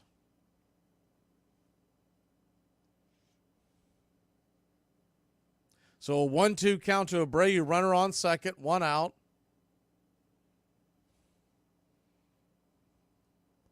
The pitch on the way outside wide. Cutter nowhere near the zone. 2-2.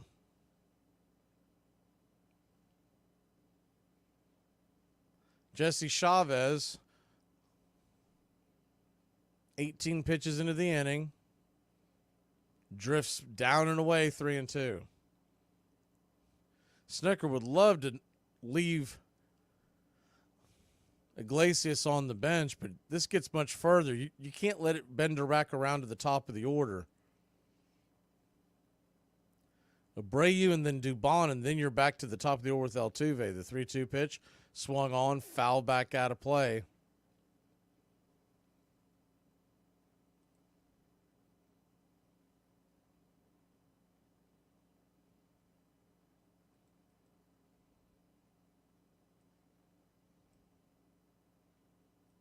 The payoff pitch, swing and fisted foul down the first base side, over towards the first base dugout, out of play.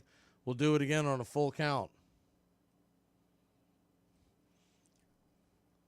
The rumor is they'll send Darius Vines down after tonight. Is the 3-2 pitch swatted right down the right field line.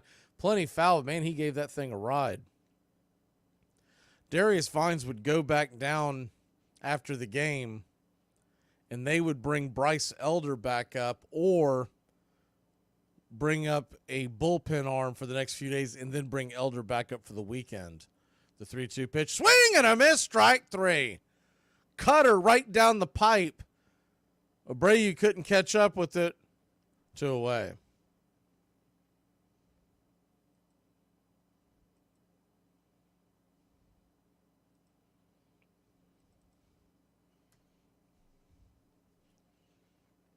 So 2 down. That'll bring the number 9 hitter Dubon to the plate. Dubon 1 for 2. Takes the first pitch. 91 mile an hour inside high. It's 1-0.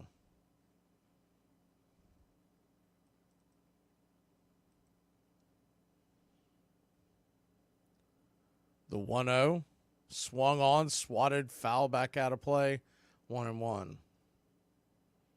So the idea would be, just to give you an idea of what they would probably do, Max Fried has been bumped up to Wednesday. So it's going to be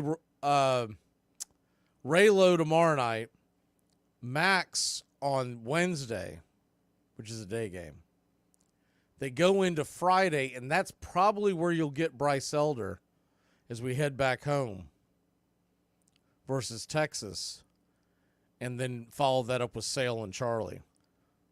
The 1-1, down and away, 2-1. And at that point, assuming everything goes well, Bryce Elder would be a regular part of the rotation.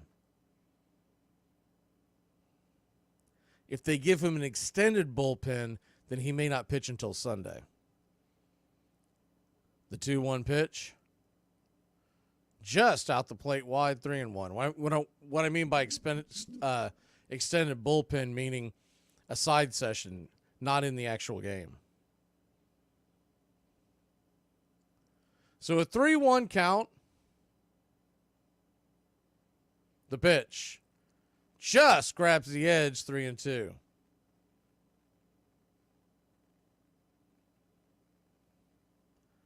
Full count, 2 outs, runner on second. Astros down to their last strike. The pitch swung on and grounded foul down the third base line. We'll do it again.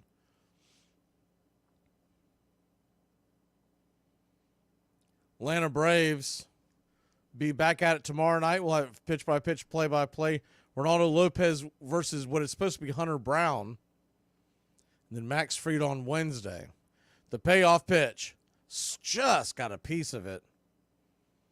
Stay alive. We'll do it again at 3-2.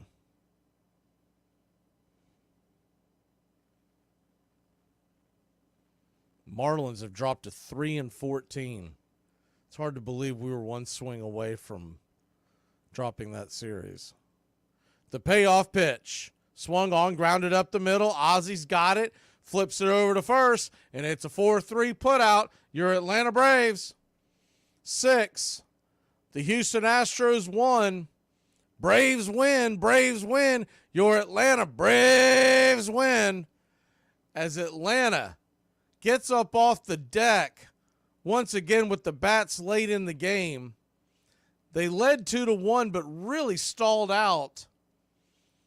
We won't have time for a post-game show tonight because I got to be up in about 5 hours for my day gig. But the player of the game, you know, there were so many bats that got involved, and we needed a big spot here in this game. I think I'm going to go. It's tempting to go Austin Riley, but nobody had more than one RBI. Let's go ahead and give it to Darius Vines. Darius Vines fought through what was a tough lineup. He went 4 2/3, earned run, 3 walks, 4 strikeouts. He won't qualify for the win. We'll have to wait to see who they give the win to. I'd say the win is probably going to go to Johnson or Minter. But Atlanta gets the win 6-1, and I just think Darius Vines fought his way through it. They gave the win to Bummer. He pitched two outs. That's why a win is not that important in the whole grand scheme of things. Atlanta Braves win it 6-1. We will be back at it tomorrow night. Pitch by pitch, play by play of your Atlanta Braves. Happy Jackie Robinson Day, y'all, and have a great night, Braves country. What a game.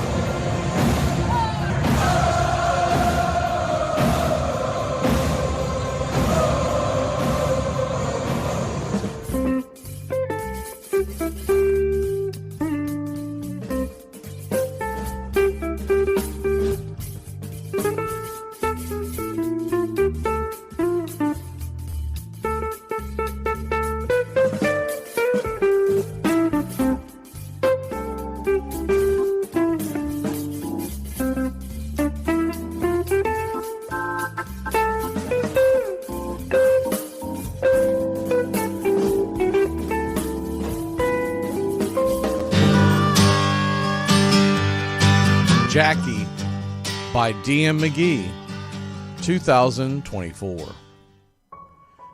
Long before boycotts, from Back of the Bus, led by Rosa and King, Jackie and Ricky agreed to the terms and broke barriers on April 15th. Let's not forget Leo and Pee Wee Strong Front, showing the fans there was love.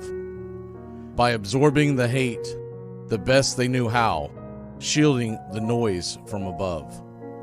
It all took its toll, the burden he carried, knowing it was larger than one. To shatter the glass, restraints of the past, turning cheek, responding to none.